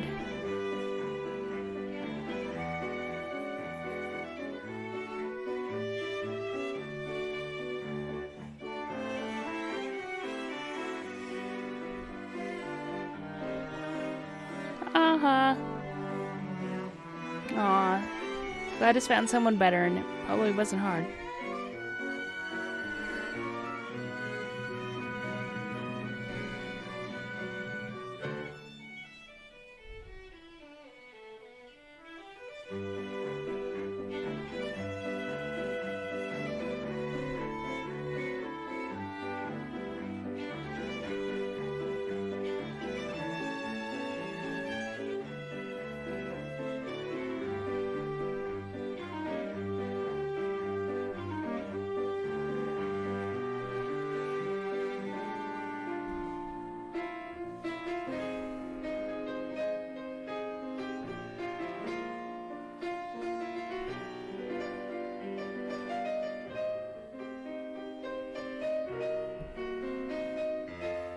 Yes, we know she didn't wait for you. We're not deaf.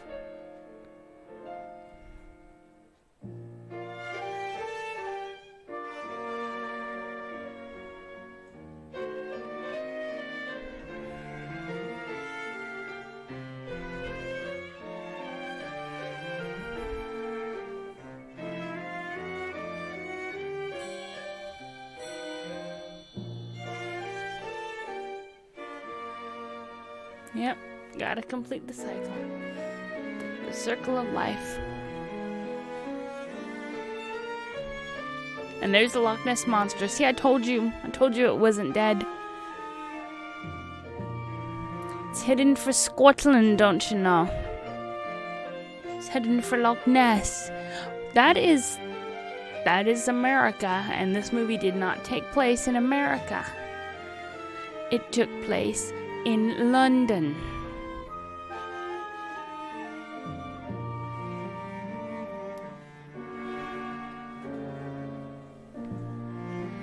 Scotland. She's heading for Scotland, don't you know?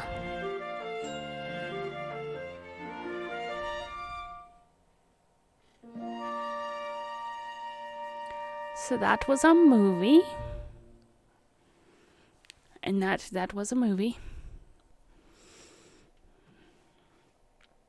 Okay. So, I mean, it wasn't bad. It wasn't a bad movie. It was very representative of the times, I think. For the 1920s, it was pretty good.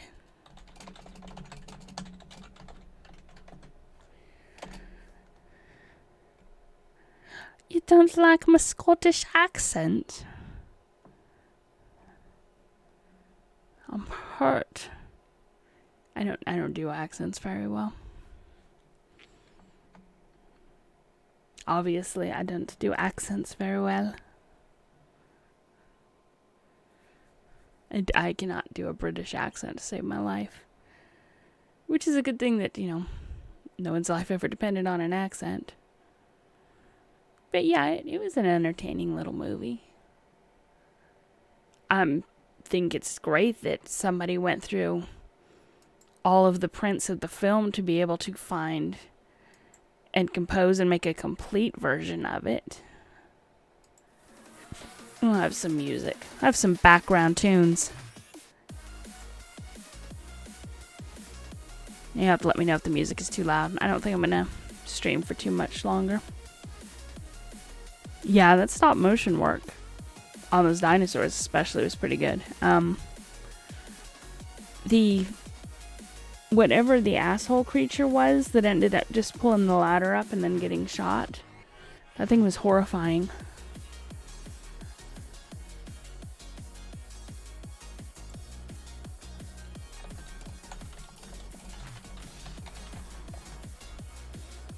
Yeah, that. I don't know what it was supposed to be. Like, was it supposed to be a gorilla? Was it supposed to be some early human ancestor? I don't know. Oh, we're back to Spring Heel Jack? Okay. Let's see what you got. Oh, well, that just looks like an early Batman. Where'd my music go?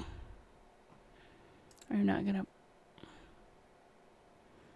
Okay, I just had to switch. See, now I'm paranoid about the drivers crashing again.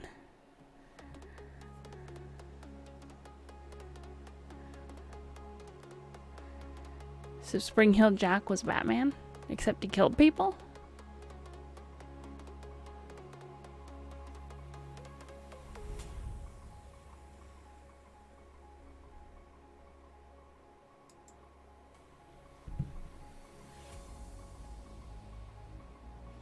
Oh, so he's Batman, but he harassed people. Okay. But see, I remember on Primeval, I thought that Spring Heel Jack in that weird universe was some futuristic creature. I can't remember if it came from if it was a dinosaur or if it was one of the future creatures. It's been a long time since I watched that show.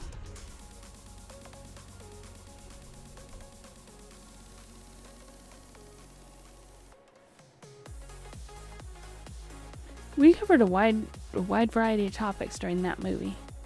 We had the Transformers. You didn't think you got... Yeah, it was the last season. When, I'm going to be honest, Primeval wasn't that great. Because I think that was when Sky had dropped them, or it was a weird season, because like they'd been dropped and then it was renewed, but you could tell that like it was thrown together last minute, and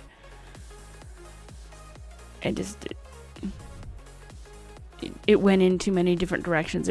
The last season is not good. First 2 seasons are the best.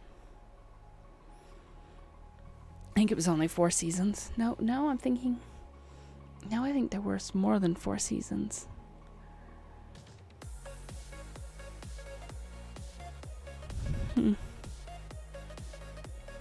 But yeah, I mean, Primeval was a good show because it had dinosaurs. Rawr!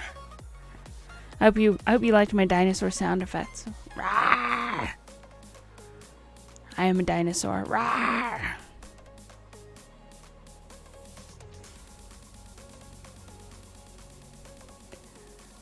I mean, as King Mob pointed out, obviously I was the only one that could do the dinosaur sound effects because I'm the only one with a live mic. Grade A dinosaur language. Thank you. One day we need to get Prascore in here on these dinosaur movies. Like I said, I don't even know if he has a Twitch. I mean, Twitch. We're on Twitch. I'm confusing Twitch and Twitter now.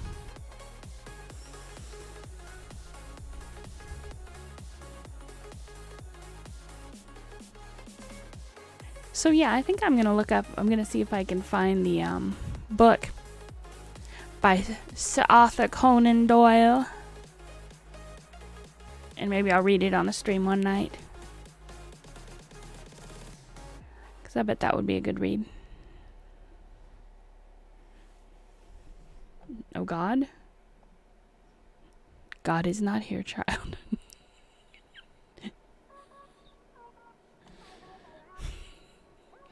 What causes you pain, my accent? You don't like my accent?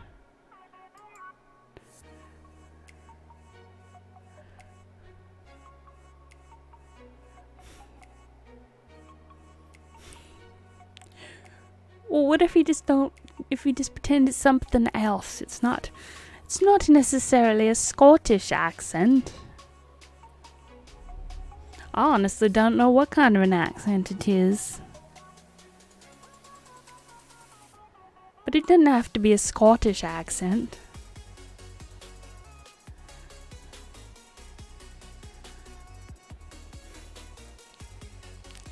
There's no accent on her like that. Well, obviously there is, 'cause I'm doing it. And as far as I know, I'm on Earth.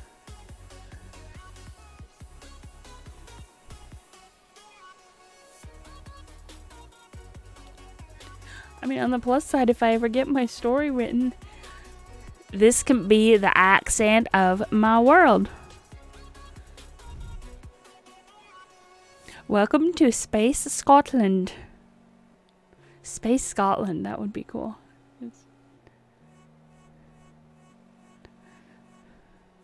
We're going to visit Space Scotland.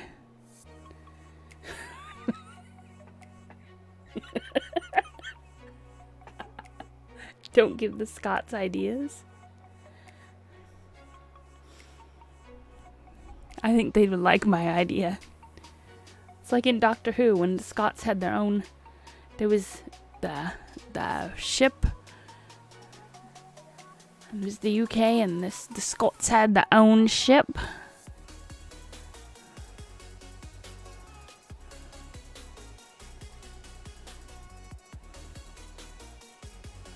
That's right, 3 weeks and enough beer, and they'll be going to space. And this'll be the new accent. We be going to space to Scotland. We'll have some haggis.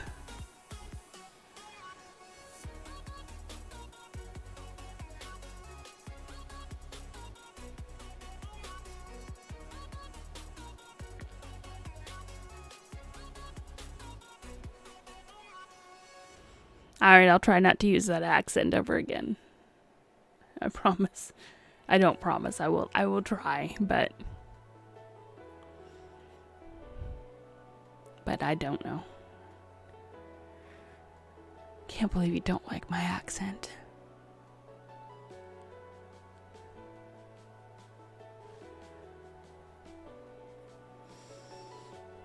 Well, since you don't want to hear my Scottish accent anymore,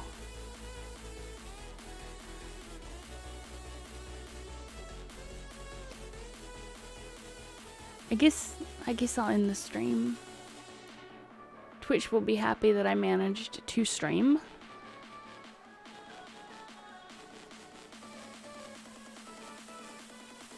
What time is it? It's only 9:30. It's only 9:30.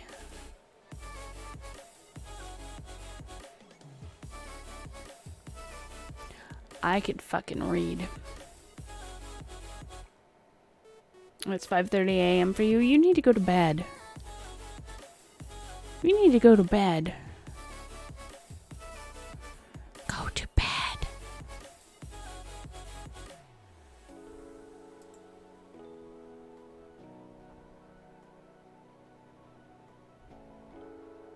You are in bed? Well, then go to sleep. Okay, go to sleep. You go to sleep.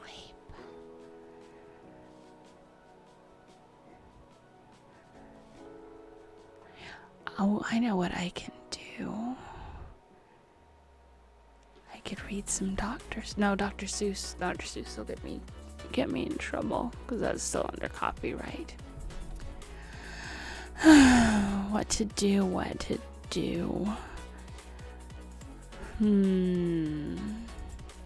Let's find a... Ooh, do I still have those French bedtime stories? Do I still have those somewhere? I've got an advanced Dungeons and Dragons guide I can read to you from.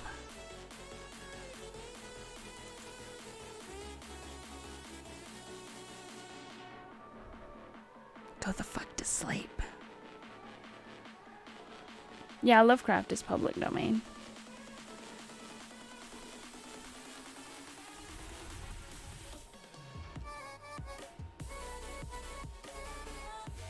And I have my French fairy tales, but I don't... I'm pretty sure I finished this one. I read Blondine. The problem with this book is some of the pages you literally can't read them. So that's not good. Alrighty, let us find some Lovecraft. Because I already read the cat story from Lovecraft, which I love. Lovecraft. Have you ever read Wells' The Time Machine? On stream, no. I think I have read it, though. I want something short.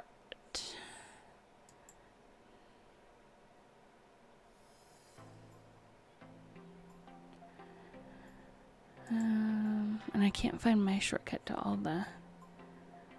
Okay, you settle in for sleepy times, and I will try to find the story that I want.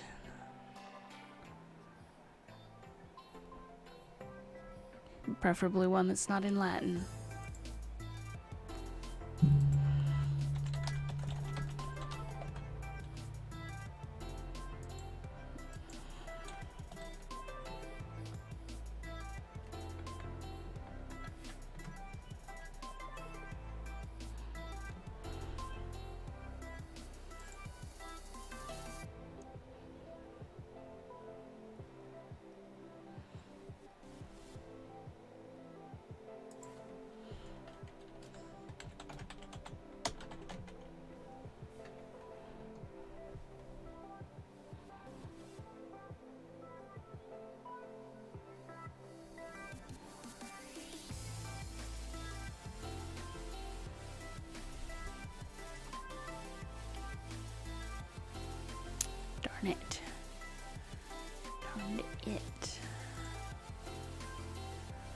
The open library.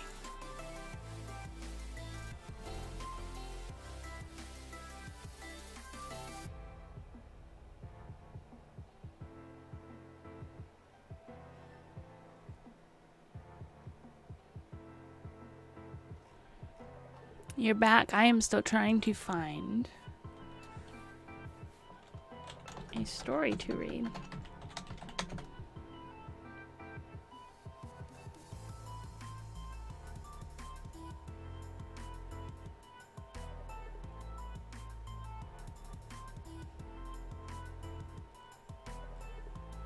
That is actually available.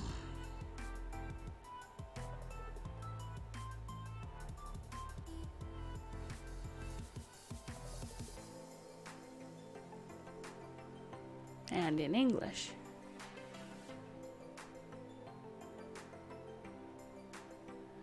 The Thing on the Doorstep, first published in 2001, so that's probably not gonna be...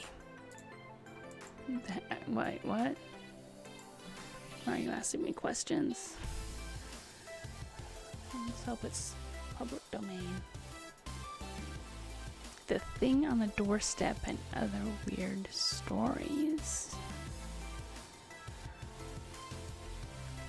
Well,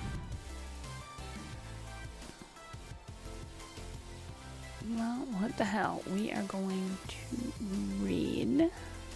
How many pages is the tomb? Okay, it's not long. I'm going to read you the tomb.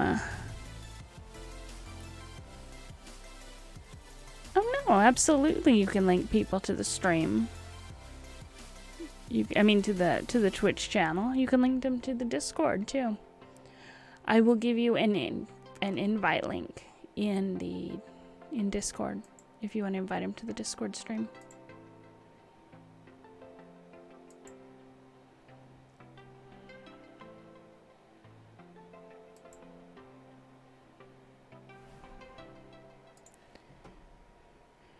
I don't think that link works anymore. I expired that invite because I had issues with someone.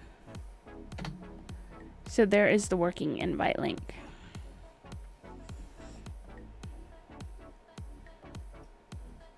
Why is sad face? Hold on a sec.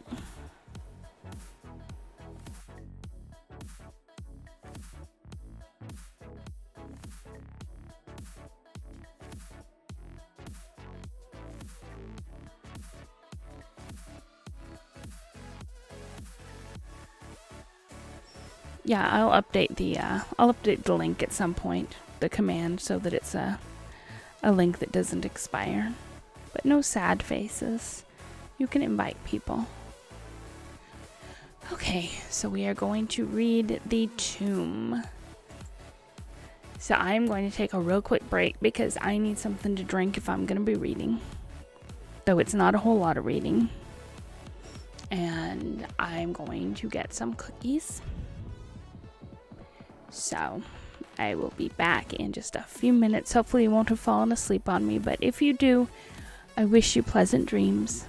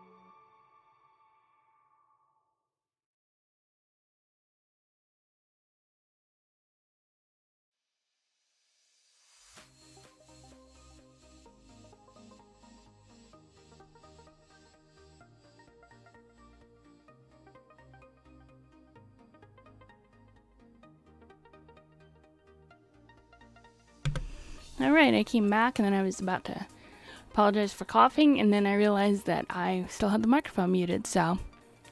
Yay! Hi Kayla, welcome to the stream. I need to update my title. We are going to be reading The Tomb from Lovecraft. Eventually, I'm getting there. I should probably go to my cozy story time. Let's see. Change this to reading Lovecraft, The Tomb. And we're gonna change our tags to reading aloud.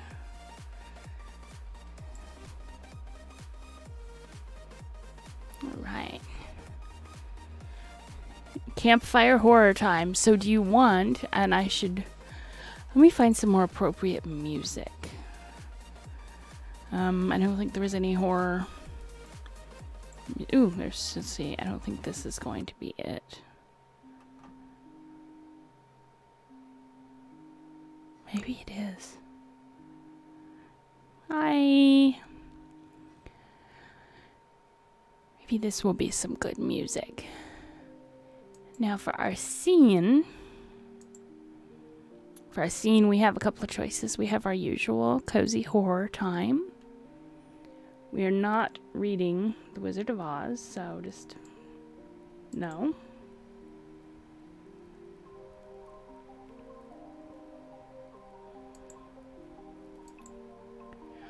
Or we have the spoopy scene. I'm reading The Tomb by Lovecraft. And I might read some more Lovecraft afterwards. It depends on how I'm feeling after I get through The Tomb. So which one do you guys want? Do you want Campfire or do you want The Moon?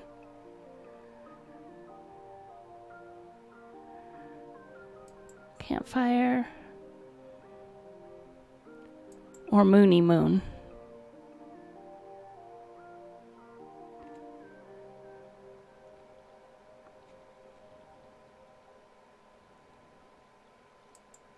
Yeah, we'll save The Moon for the spoopy October stories when it gets really spooky. Really spooky.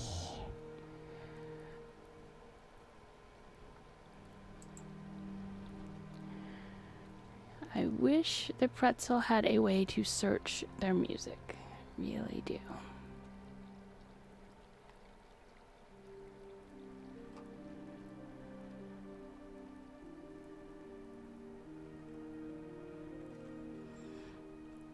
I don't think we're gonna, I think maybe I'll mute the music. We can just listen to the campfire. Can you guys hear the campfire? Is that sound effect even still working?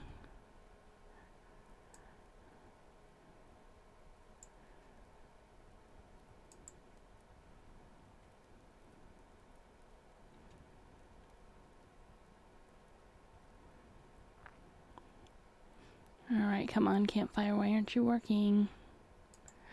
Why aren't you working? Okay, that's not the campfire I want. Where is...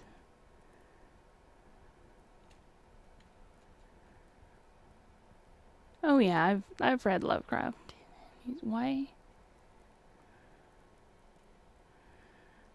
is my sound effect not working?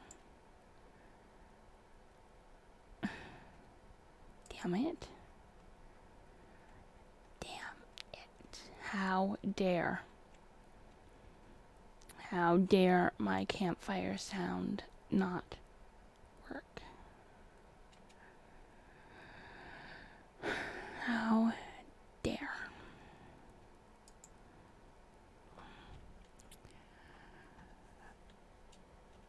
Okay, so we have no campfire sound. This makes me sad.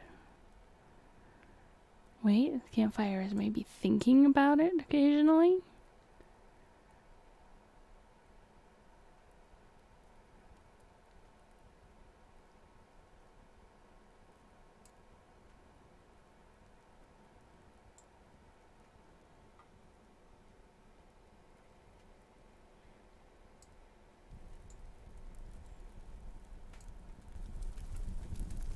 Now are you hearing anything of the campfire?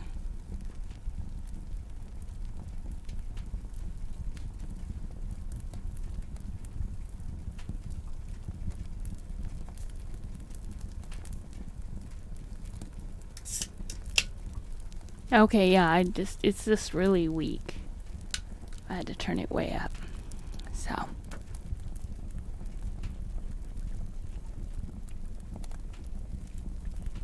As long as you can hear me over the fire, we're good.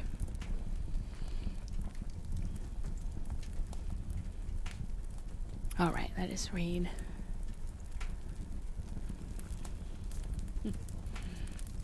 I'll just read. Okay, why are you still showing Pretzel Rocks? Because I kept it playing. I just muted it because I'm a dumbass like that. And I don't need it to keep announcing music that's not playing. Alright, here we are. H.P. Lovecraft's The Tomb. Wait, what? It's still saying movie night? What's on Twitch? It still says movie night? Bastards, I changed that. I changed the title. No, it says reading Lovecraft's The Tomb.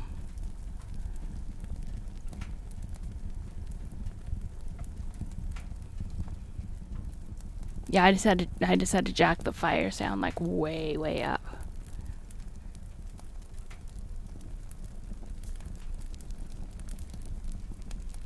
Boy, have I got a lag now, though.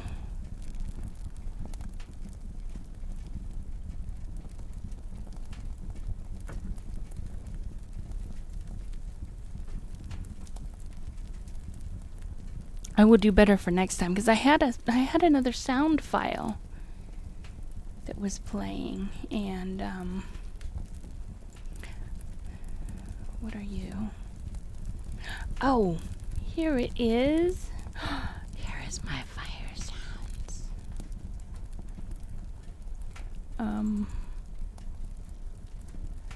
Okay, good. The window is not on.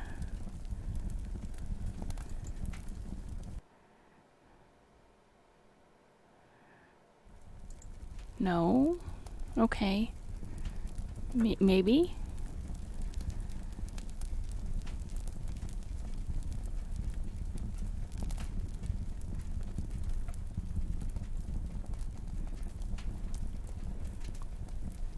I think we're set. Let me lock that again. Yes, well, we want a subtle fire. We don't want our fire to be all loud and proud.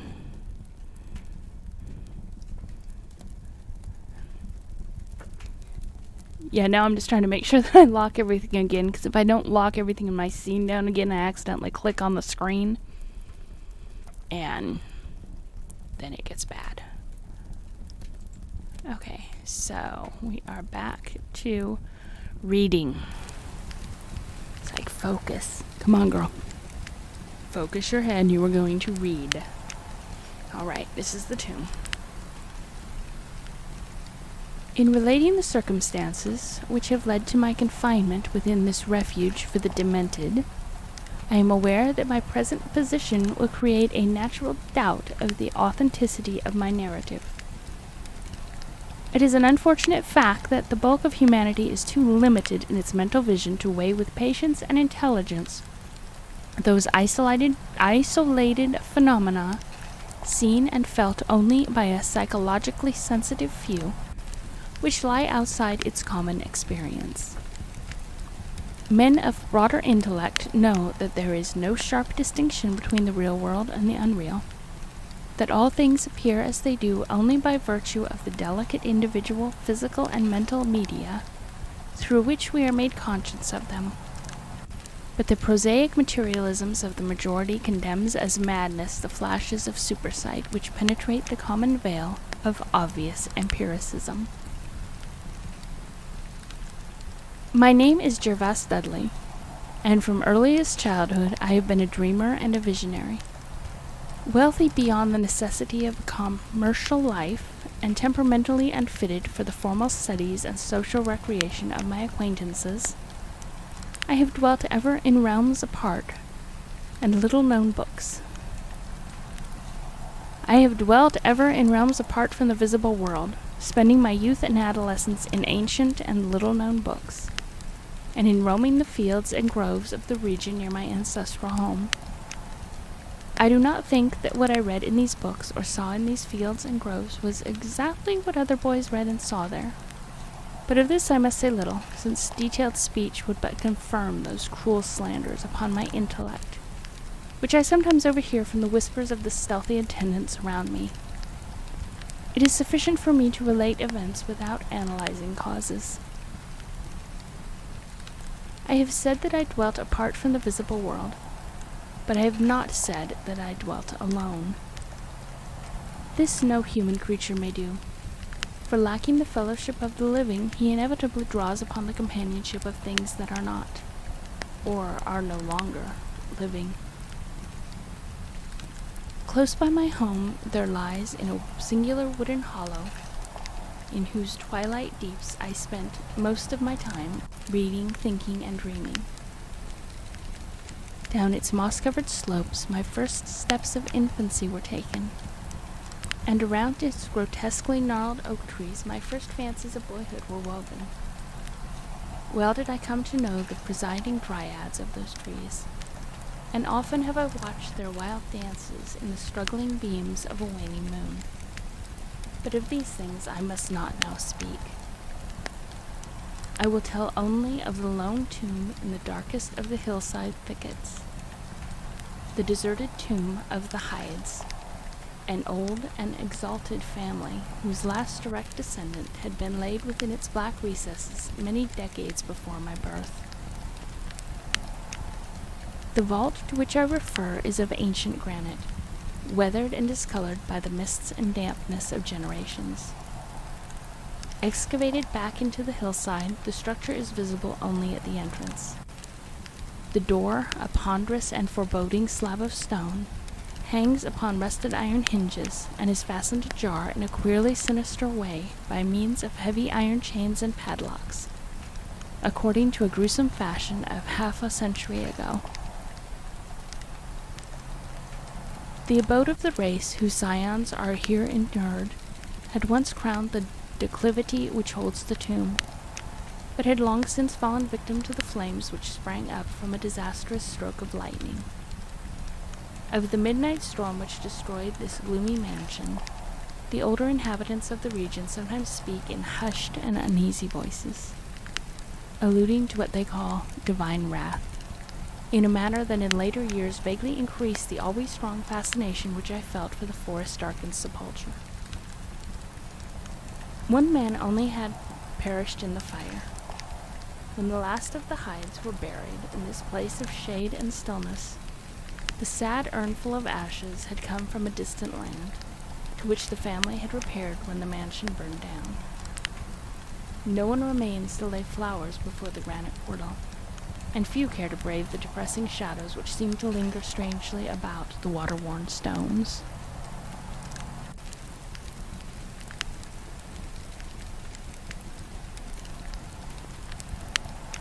I shall never forget the afternoon when first I stumbled upon the half-hidden house of death. It was in midsummer, when the alchemy of nature transmutes the sylvan landscape to one livid and almost homogeneous mass of green. When the senses are well-nigh intoxicated within the surging seas of moist verdure and the subtly indefinable odors of the soil and the vegetation. In such surroundings the mind loses its perspective. Time and space become trivial and unreal, and echoes of a forgotten prehistoric past beat insistently upon the enthralled consciousness. All day I had been wandering through the mystic groves of the hollow, thinking thoughts I need not discuss, and conversing with things I need not name. In years a child of 10, I had seen and heard many wonders unknown to the throng, and was oddly aged in certain aspects. When, upon forcing my way between two savage clumps of briars, I suddenly encountered the entrance of the vault, I had no knowledge of what I had discovered.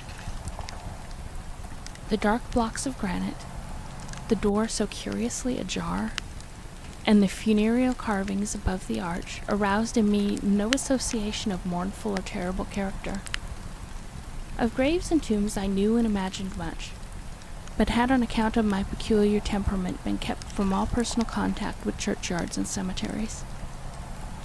The strange stone house on the woodland slope was to me only a source of interest and speculation, and its cold, damp interior, into which I vainly peered through the aperture so tantalizingly left, contained for me no hint of death or decay. But in that instant of curiosity was born the madly unreasoning desire which has brought me to this hell of confinement. Spurred on by a voice which must have come from the hideous soul of the forest, I resolved to enter the beckoning gloom in spite of the ponderous chains which barred my passage.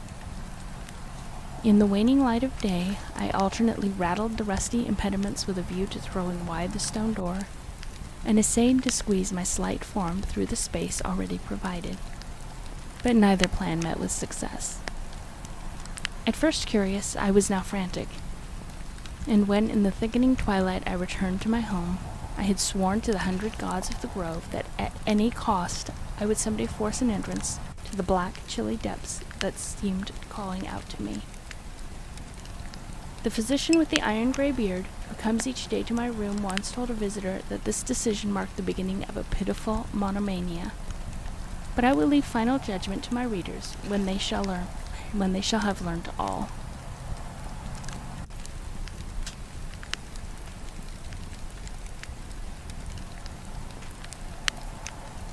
He thought the reading was too good.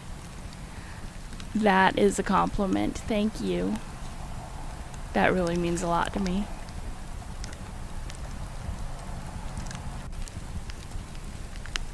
The months following my discovery were spent in futile attempts to force the complicated padlock of the slightly open vault, and in carefully guarded inquiries regarding the nature and history of the structure.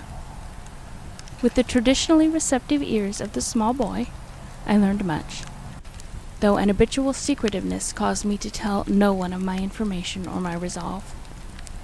It is perhaps worth mentioning that I was not all surprised or terrified on learning of the nature of the vault. My rather original ideas regarding life and death had caused me to associate the cold clay with the breathing body in a vague fashion, and I felt that the great and sinister family of the burned-down mansion was in some way represented within the stone space I sought to explore. Mumbled tales of the weird rites and godless revels of bygone years in the ancient hall gave to me a new and potent interest in the tomb, before whose door I would sit for hours at a time each day. Once I thrust a candle within the nearly closed entrance, but could see nothing save a flight of damp stone steps leading downward. The odor of the place repelled, yet bewitched me. I felt I had known it before, in a past remote beyond all recollections, beyond even my tenancy of the body I now possess. The year after I first beheld the tomb, I stumbled upon a worm-eaten translation of Plutarch's Lives in the book-filled attic of my home. Regarding the life of Theseus, I was much impressed by that passage telling of the great stone beneath which the boyish hero was to find his tokens of destiny whenever he should become old enough to lift its enormous weight. This legend had the effect of dispelling my keenest impatience to enter the vault, for it made me feel that the time was not yet ripe. Later, I told myself, I should grow to a strength and an ingenuity which might enable me to unfasten the heavily chained door with ease. But until then, I would do better by conforming to what seemed the will of fate. Accordingly, my watches by the dank portal became less persistent, and much of my time was spent in other though equally stranger pursuits. I would sometimes rise very quietly in the night, stealing out to walk in those churchyards and places of burial from which I had been kept by my parents. What I did there I may not say, for I am not now sure of the reality of certain things, But I know that on the day after such a nocturnal ramble, I would often astonish those about me with my knowledge of topics almost forgotten for many generations. It was after a night like this that I shocked my community with a queer conceit about the burial of the rich and celebrated Squire Brewster, a maker of local history who was interred in 1711, and whose slate headstone, bearing a graven skull and crossbones, was slowly crumbling to powder. In a moment of childish imagination, I vowed not only that the undertaker, Goodman Simpson, had stolen the silver-buckled shoes, silken hose, and satin small-clothes of the deceased before burial, but that the squire himself, not fully inanimate, had turned twice in his mound-covered coffin on the day after interment. But the idea of entering the tomb never left my thoughts. Being indeed stipulated by the unexpected genealogical discovery that my own maternal ancestry possessed at least a slight link with the supposedly extinct family of the Hydes. Last of my paternal race, I was likewise the last of this older and more mysterious line. I began to feel that the tomb was mine, and to look forward with hot eagerness to the time when I might pass within that stone door and down those slimy stone steps in the dark. I now formed the habit of listening very intently at the slightly open portal, choosing my favorite hours of midnight stillness for the odd vigil. By the time I came of age, I had made a small clearing in the thicket before the mold-stained facade of the hillside, allowing the surrounding vegetation to encircle and overhang the space, like the walls and roof of a sylvan bower. This bower was my temple, the fastened door my shrine, and here I would lie outstretched on the mossy ground, thinking strange thoughts and dreaming strange dreams. The night of the first revelation was a sultry one. I must have fallen asleep from fatigue, for it was with a distinct sense of awakening that I heard the voices. Of those tones and accents I hesitate to speak. Of their quality I will not speak. But I may say that they presented certain uncanny differences in vocabulary, pronunciation, and mode of utterance. Every shade of New England dialect, from the uncouth syllables of the first Puritan colonists to the precise rhetoric of 50 years ago, seemed represented in that shadowy colloquy, though it was only later that I noticed the fact. At the time, indeed, my attention was distracted from this matter by another phenomenon, a phenomenon so fleeting that I could not take oath upon its reality. I barely fancied that, as I awoke, a light had been hurriedly extinguished within the sunken sepulchre. I do not think I was either astounded or panic-stricken, but I know that I was greatly and permanently changed that night. Upon returning home, I went with much directness, to a rotting chest in the attic, wherein I found the key which next day unlocked with ease the barrier I had so long stormed in vain. It was in the soft glow of late afternoon that I first entered the vault on the abandoned slope. A spell was upon me, and my heart leapt with exultation. I can but ill describe it. As I closed the door behind me and descended the dripping steps by the light of my lone candle, I seemed to know the way, and though the candle spurred with the stifling reek of the place, I felt singularly at home in the musty, charnel house air. Looking about me, I beheld many marble slabs bearing coffins or the remains of coffins. Some of these were sealed and intact, but others had nearly vanished, leaving the silver handles and plates isolated amidst certain curious heaps of whitish dust. Upon one plate I read the name of Sir Geoffrey Hyde, who had come from Sussex in 1640 and died here a few years later. In a conspicuous alcove was one fairly well-preserved and untenanted casket, adorned with a single name which brought to me both a smile and a shudder. An odd impulse caused me to climb upon the broad slab, extinguish my candle, and lie down within the vacant box. In the gray light of dawn, I staggered from the vault and locked the cabinet of the door behind me. I was no longer a young man, though but 21 winters had chilled my bodily frame. Early rising villagers who observed my homeward progress looked at me strangely and marveled at the signs of ribald revelry which they saw in one whose life was known to be sober and solitary. I did not appear before my parents till after a long and refreshing sleep. Henceforward I haunted the tomb each night, seeing, hearing, and doing things I must never reveal. My speech, always susceptible to environmental influences, was the first thing to succumb to the change, and my sudden acquired archaism of diction was soon remarked upon. Later, a queer boldness and recklessness came into my demeanor, till I unconsciously grew to possess the bearing of a man of the world despite my lifelong seclusion. My formerly silent tongue waxed voluble with the easy grace of a Chesterfield or the godless cynicism of a Rochester.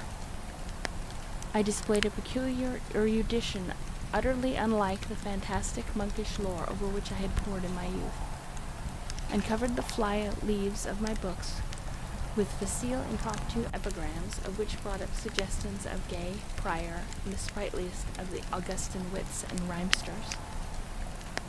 One morning at breakfast I came close to disaster by declaiming in palpably licorice accents and a fusion of 18th century bacchanalian mirth, a bit of Georgian playfulness never recorded in a book, which ran something like this: "Come hither, my lads, with your tankards of ale, and drink to the presence before it shall fail.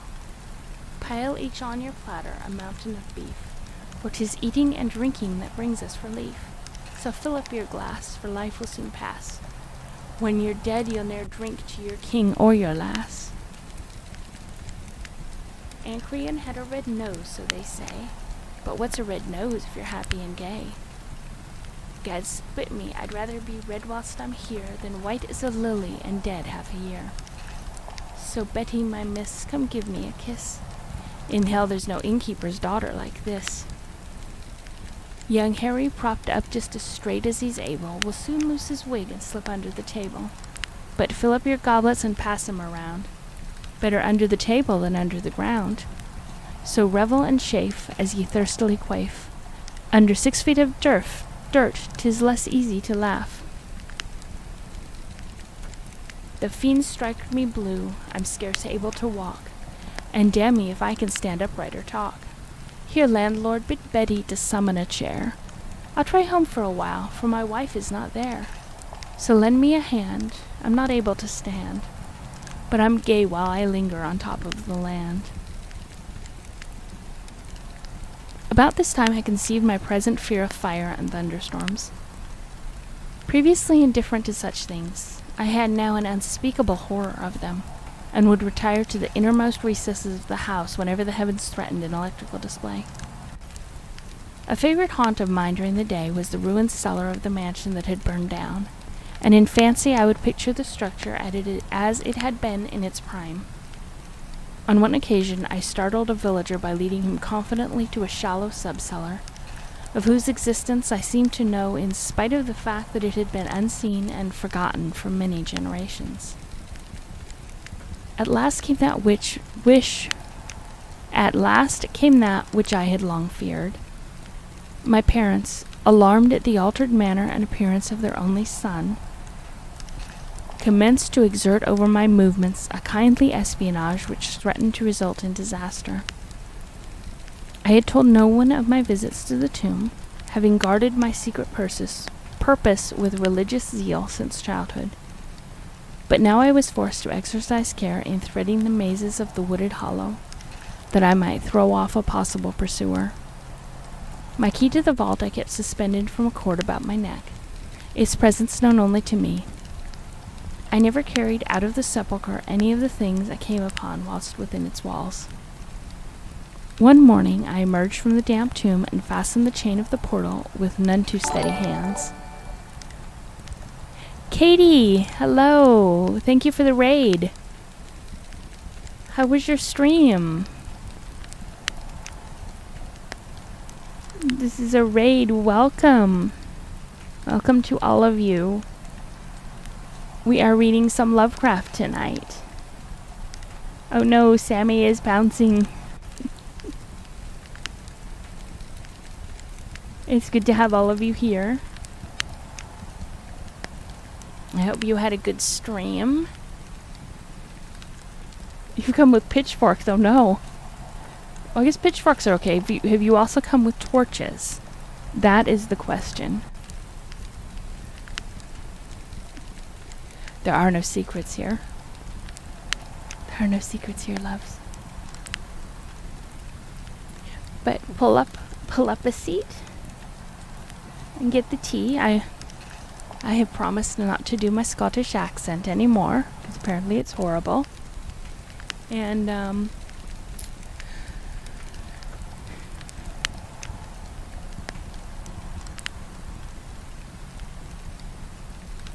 you like horrifying monsters? Apparently nothing is more horrifying than when I do a Scottish accent, so yeah. But no, welcome. Grab a seat and a hot cup of tea, and we shall continue our story. Don't be too scared. We have the campfire to keep us safe and warm. We're all friends here. We'll all just hold hands if we get scared. Yes, get toasty by the fire.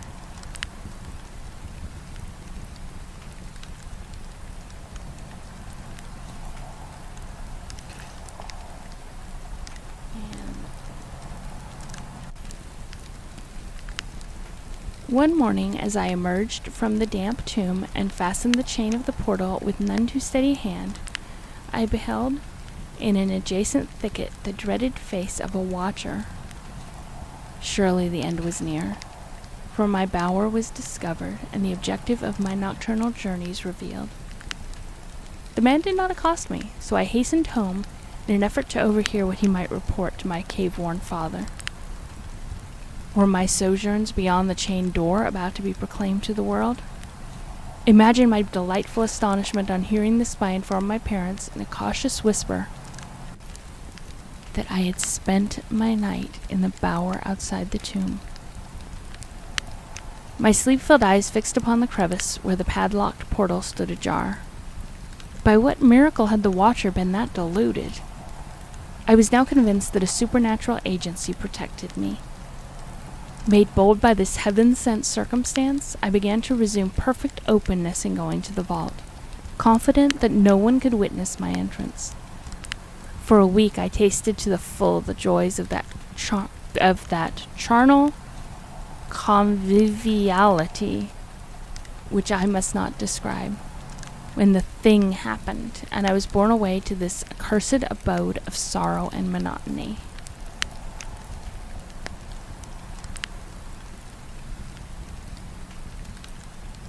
I should not have ventured out that night, for the taint of thunder was in the clouds, and a hellish phosphorescence rose from the rank swamp at the bottom of the hollow.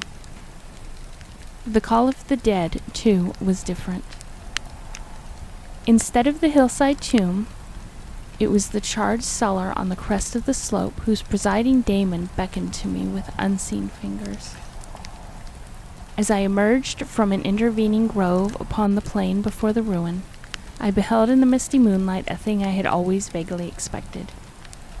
The mansion, gone for a century, once more reared in stately height to the raptured visions, every window ablaze with the splendor of many candles. Up the long drive rolled the coaches of the Boston gentry, whilst on foot came a numerous assemblages of powdered exquisites from the neighboring mansions. With this throng I mingled, though I knew I belonged with the hosts rather than with the guests. Inside the hall were music, laughter, and wine on every hand. Several faces I recognized, though I should have known them better had they been shriveled or eaten away by death and decomposition. Amidst a wild and reckless throng, I was the wildest and most abandoned. Gay blasphemy poured in torrents from my lips, and in my shocking sallies I heeded no law of God, man, or nature. Suddenly a peal of thunder, resonant even above the din of the swinish revelry, clave the very roof and laid a hush of fear upon the boisterous company. Red tongues of flame and searing gusts of heat engulfed the house, and the roisterers, struck with terror at the descent of a calamity which seemed to transcend the bounds of unguided nature, fled shrieking into the night. I alone remained, riveted to my seat by a groveling fear which I had never felt before. And then a second horror took possession of my soul. Burnt alive to ashes, my body dispersed by the four winds, I might never lie in the tomb of the Hydes. Was not my coffin prepared for me? Had I not a right to rest till eternity amongst the descendants of Sir Geoffrey Hyde? I would claim my heritage of death, even though my soul goes seeking through the ages for another corporeal tenement to represent it on the vacant slab in the alcove of the vault. Gervase Hyde should never share the sad fate of Palinurus. Katie, thank you for the subscription.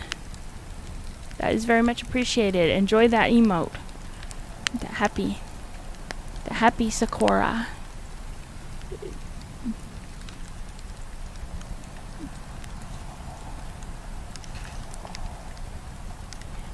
David is playing the Candyman theme.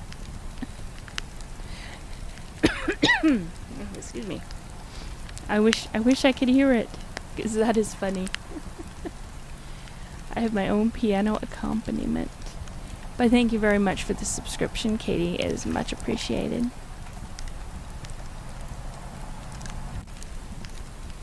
As the phantom of the burning house faded, I found myself screaming and struggling madly in the arms of two men, one of whom was the spy who had followed me to the tomb.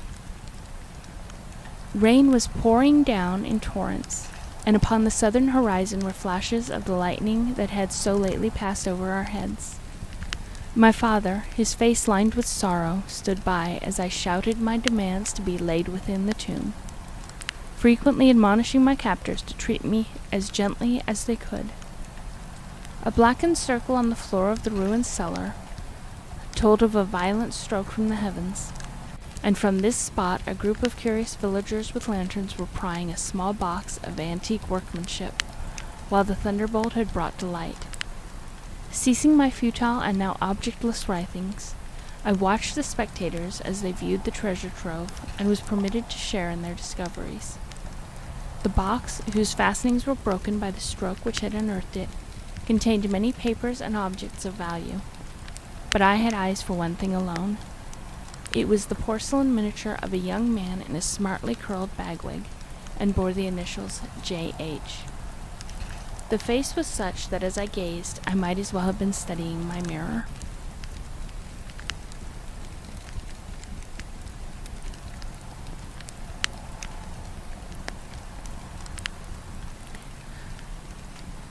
We want popcorn? Here you go. There's a cat in the popcorn though, so be careful. There's a friendly kitty though. On the following day I was brought to this room with the barred windows, but I have been kept informed of certain things through an aged and simple-minded servitor for whom I bore a fondness of infancy, and who like me loves the churchyard. What I have dared relate of my experiences within the vault has brought me only pitying smiles. My father, who visits me frequently, declared that at no time did I pass the chained portal, and swears that the rusted padlock had not been touched for 50 years when he examined it. He even says that all the village knew of my journey to the tombs, and that I was often watched as I slept in the bower outside the grim facade, my half-open eyes fixed on the crevice that leads to the interior. Against these assertions I have no tangible proof to offer, since my key to the padlock was lost in the struggle on the night of horrors. The strange things of the past, which I learnt during those nocturnal meetings with the dead, he dismisses as the fruits of my lifelong and omnivorous browsing amongst the ancient volumes of the family library. Had it not been for my old servant Hiram, I should have by this time become quite convinced of my madness. But Hiram, loyal to the last, has had faith in me, and has done that which impels me to make public at least a part of my story. A week ago he burst open the lock which chains the door of the tomb, perpetually ajar, and descended with a lantern into the murky depths. On a slab in an alcove he found an old but empty coffin whose tarnished plate bears the single word Gervase. In that coffin, and in that vault, they have promised me I shall be buried.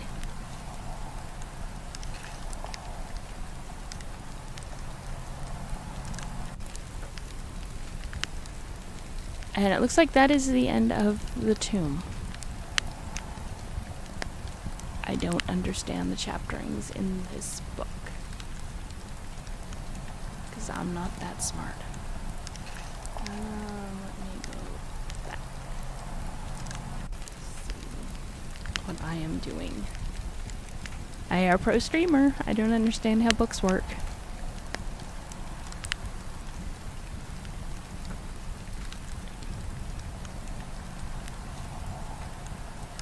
I don't know. So we will just read the next one, because what the heck? Maybe it's part of the same story.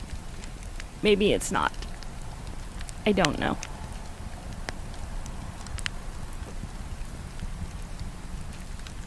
And the next one is called Beyond the Wall of Sleep.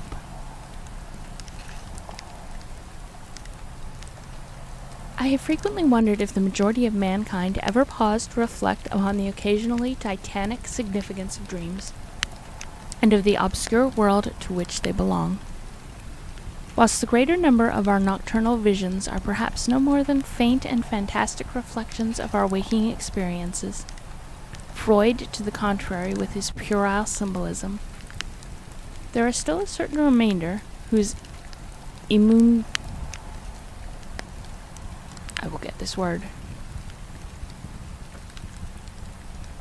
Immundane and ethereal character permits of no ordinary interpretation, and whose vaguely exciting and disquieting effect suggests possible minute glimpses into a sphere of mental existence no less important than physical life, yet separated from that life by all but impassable barrier. From my experience I cannot doubt but that man, when lost to terrestrial consciousness, is indeed sojourning in another, an incorporeal life of far different nature from the life we know, and of which only the slightest and most indistinct memories linger after waking. From those blurred and fragmentary memories we may infer much, yet prove little. We may guess that in dreams life, matter, and vitality, as the earth knows such things, are not necessarily constant, and that time and space do not exist as our waking selves comprehend them. Sometimes I believe that this less material life is our truer life, and that our vain presence on the terrestrial globe is itself the secondary or merely virtual phenomenon. It was from a youthful reverie filled with speculations of this sort that I arose one afternoon in the winter of 1900 to 1901, when to the state psychopathic institution in which I served as an intern was brought the man whose case has ever since haunted me so unceasingly. His name, as given on the record, was Joe Slater, or Slaughter, and his appearance was that of the typical denizen of the Catskill Mountain region, one of those strange, repellent scions of a primitive colonial peasant stock whose isolation for nearly 3 centuries in the hilly fastness of a little-traveled countryside has caused them to sink to a kind of barbaric degeneracy, rather than advance with their more... And we just went the wrong way with pages. With their more fortunately placed brethren of the thickly settled districts. Among these old folks, who correspond exactly to the decadent elements of white trash in the South, law and morals are non-existent, and their general mental status is probably below that of any other section of the Native American people. I was not expecting to encounter the term white trash in a Lovecraft story, so that happened. Joe Slater, who came to the institution in the vigilant custody of 4 state policemen, and who was described as a highly dangerous character, certainly presented no evidence of his perilous disposition when first I beheld him. Though well above the middle stature and of somewhat brawny frame, he was given an absurd appearance of harmless stupidity by the pale, sleepy blueness of his small, watery eyes, the scantiness of his neglected and never-shaven growth of yellow beard, and the listless drooping of his heavy nether lip. His age was unknown, since among his kind neither family records nor permanent family ties exist, but from the baldness of his head in front, and from the decayed condition of his teeth, the head surgeon wrote him down as a man of about 40. From the medical and court documents we learned all that could be gathered of his case. This man, a vagabond, hunter, and trapper, had always been strange in the eyes of his primitive associates. He would habitually sleep at night beyond the ordinary time, and upon waking would often talk of unknown things in a manner so bizarre as to inspire fear even in the hearts of an unimaginative populace. Not that his form of language was at all unusual, for he never spoke save in the debased patois of his environment, but the tone and tenor of his utterances were of such mysterious wildness that none might listen without apprehension. He himself was generally as terrified and baffled as his auditors, and within an hour after awakening would forget all that he had said, or at least all that had caused him to say what he did, relapsing into a bovine, half-amiable normality like that of the other hill-dwellers. As Slater grew older, it appeared his matutinal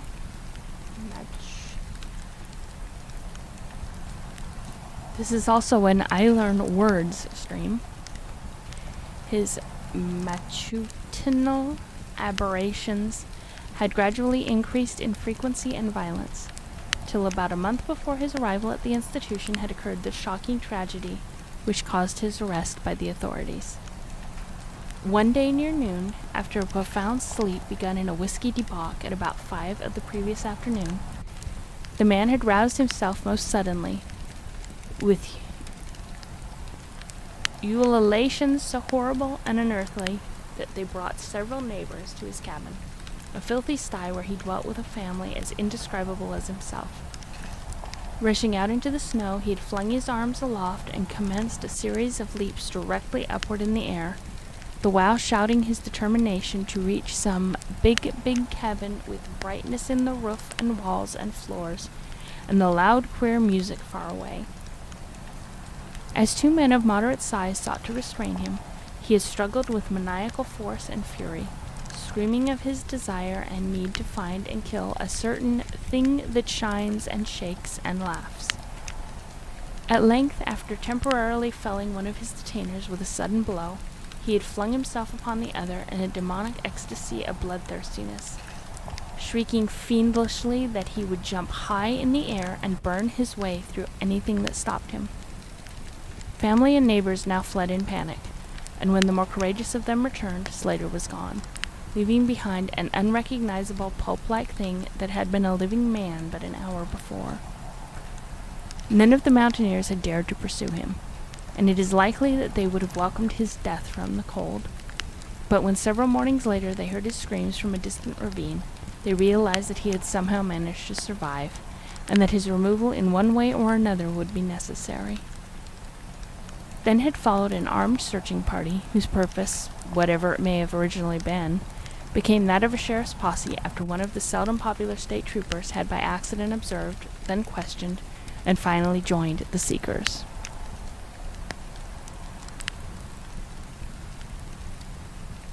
On the third day, Slater was found unconscious in the hollow of a tree and taken to the nearest gaol, where alienists from Albany examined him as soon as his senses returned. To them he told a simple story.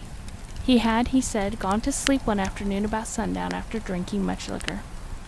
He had awakened to find himself standing, bloody-handed in the snow before his cabin, the mangled corpse of his neighbor Peter Slater at his feet. Horrified, he had taken to the woods in a vague effort to escape from the scene of what must have been his crime.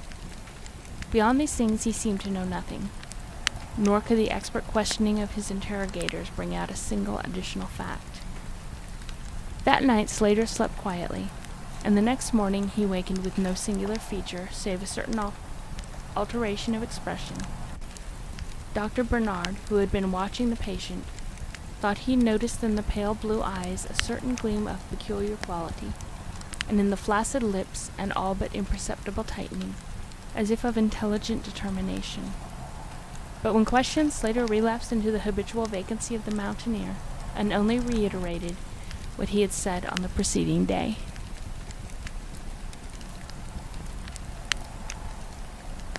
Yeah, you wouldn't think 1890s vocabulary would be that complicated. But I'm still trying to wrap my mind around the fact that Lovecraft used the term white trash. So, on the third morning occurred the first of the man's mental attacks. After some show of uneasiness and sleep, he burst forth into a frenzy so powerful that the combined efforts of 4 men were needed to bind him in a straitjacket. The alienist listened with keen attention to his words, since their curiosity had been aroused to a high pitch by the suggestive yet mostly conflicting and incoherent stories of his family and neighbors.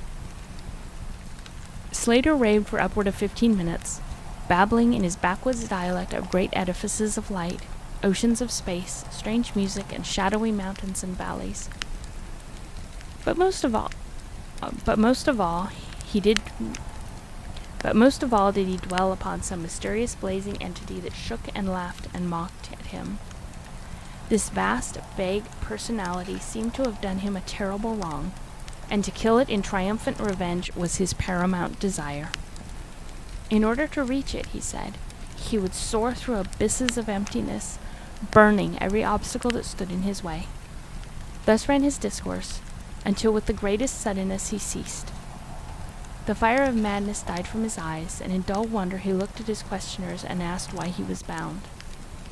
Dr. Bernard unbuckled the leather harness, and did not restore it till night, when he succeeded in persuading Slater to don it of his own volition, for his own good. The man had now admitted that he sometimes talked queerly, though he knew not why. Within a week, 2 more attacks appeared, but from them the doctors learned little. On the source of Slater's visions they speculated at length, for since he could neither read nor write, and had apparently never heard a legend or fairy tale, his gorgeous imagery was quite inexplicable. That it had not come from any known myth or romance was made especially clear by the fact that the unfortunate lunatic expressed himself only in his own simple manner. He raved of things he did not understand and could not interpret, things which he claimed to have experienced, but which he could not have learned through any normal or connected narration.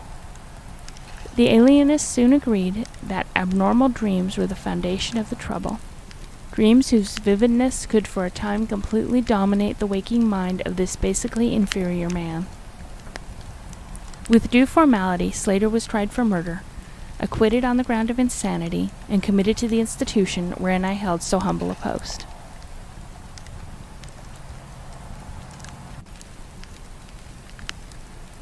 Uh-oh.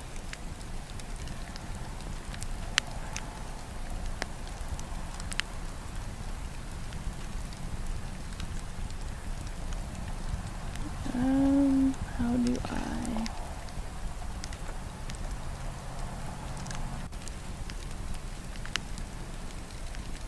Oh, don't worry, it didn't strike you. It just held the message. I would not ban you.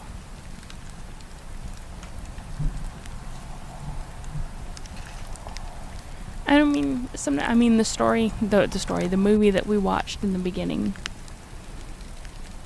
had a character in blackface. You're welcome. I mean, you have to consider in some ways the time that it takes place in, and the time that it was written.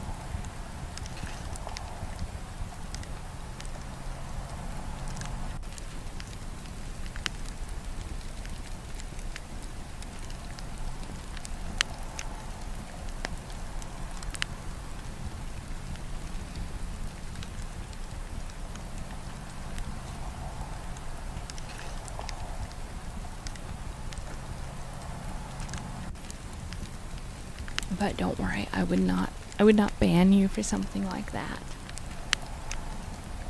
Discussions are entirely different than just plain calling someone that. So you're fine. And like I said, sometimes, unfortunately, you encounter that stuff in these old stories. There's a ton of movies I would love to show, but they go beyond the... I mean, there's like blatant racism in them.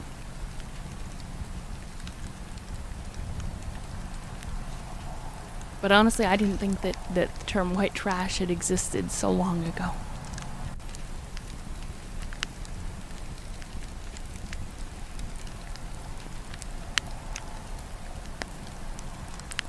I have said that I am a constant spectator concerning dream life, and from this you may judge of the eagerness with which I applied myself to the study of the new patient as soon as I had fully ascertained the facts of his case. He seemed to sense a certain friendliness in me, born no doubt of the interest I could not conceal, and the gentle manner in which I questioned him. Not that he ever recognized me during his attacks, when I hung breathlessly upon his chaotic but cosmic word pictures. But he knew me in his quiet hours, when he would sit by his barrel window weaving baskets of straw and willow, and perhaps pining for the mountain freedom he could never enjoy again. His family never called to see him.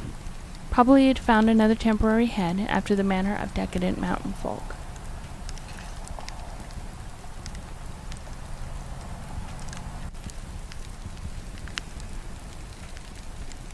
I'm sorry. Streamlabs new bot, I didn't go through and see what terms were like blocked, and I didn't think white trash would be one of them. So I apologize. That's my fault. I should have gone through and seen what terms were auto blocked in this new update. You can call people white trash. It's fine. I wouldn't suggest doing it in real life. You might get bopped, but the bot just doesn't like you. That's all I can say.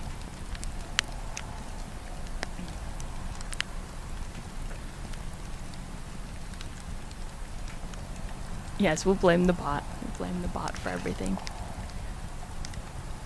Because like I said, I didn't know that the term was blocked. I am innocent. I have no idea how any of this works. I just stream and hope for the best.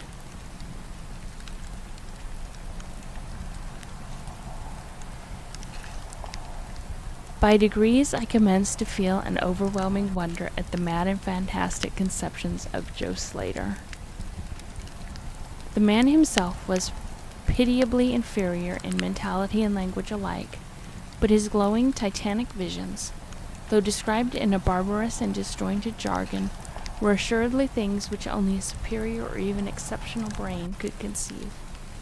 How, I often asked myself, could the stoic imagination of a Catskill degenerate conjure up sights whose very possession argued a lurking spark of genius?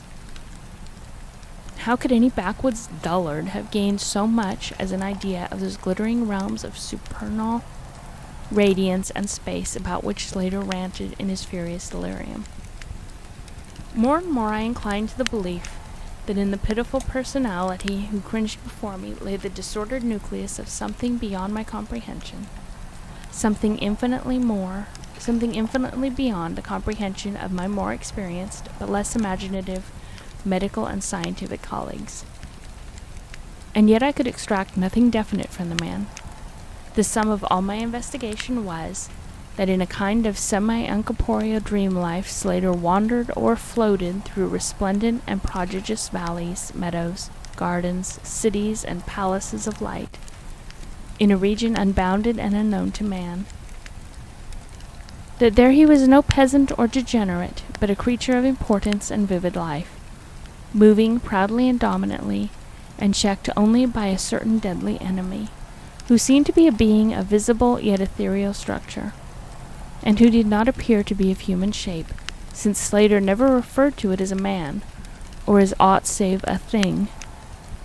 This thing had done Slater some hideous but unnamed wrong, which the maniac, if maniac he were, yearned to avenge.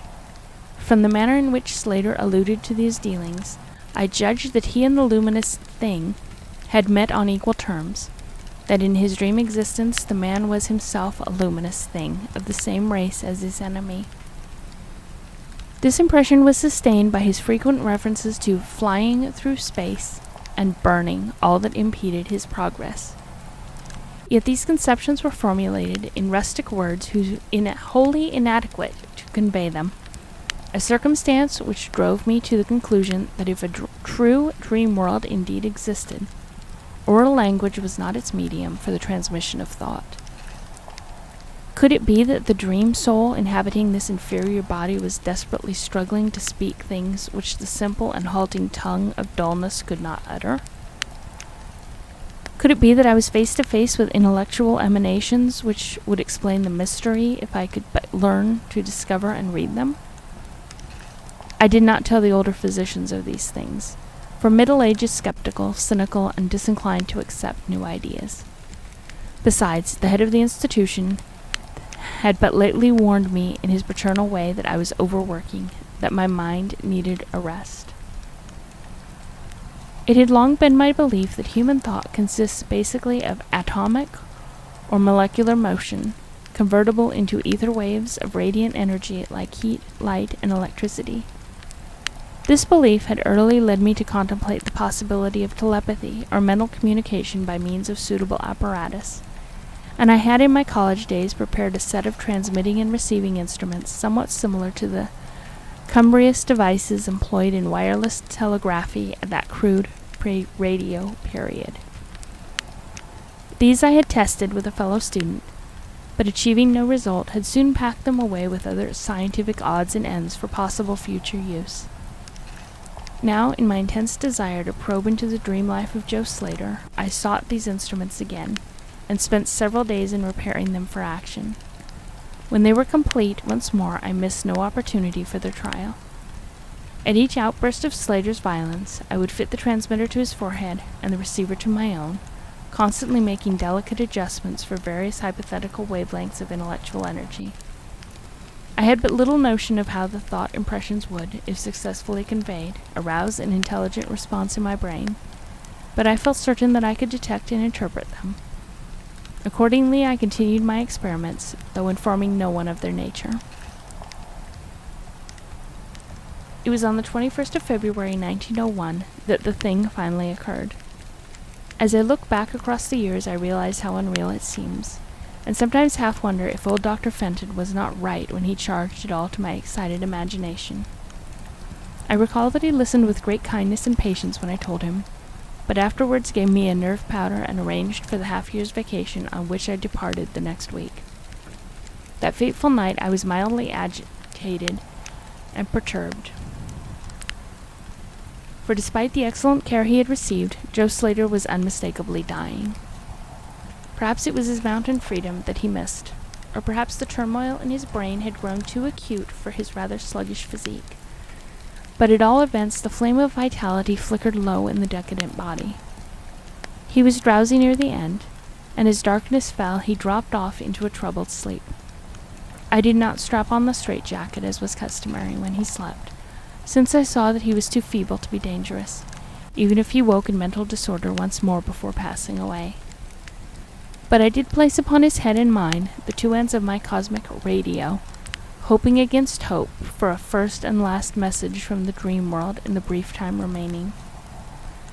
In the cell with us was one nurse, a mediocre fellow who did not understand the purpose of the apparatus, or think to inquire into my course. As the hours wore on, I saw his head droop awkwardly asleep, but I did not disturb him. I myself, lulled by the rhythmic breathing of the healthy and the dying man, must have nodded a little later. The sound of weird lyric melody was what aroused me. Chords, vibrations, and harmonic ecstasies echoed passionately on every hand, while on my ravished sight burst the stupendous spectacle of ultimate beauty.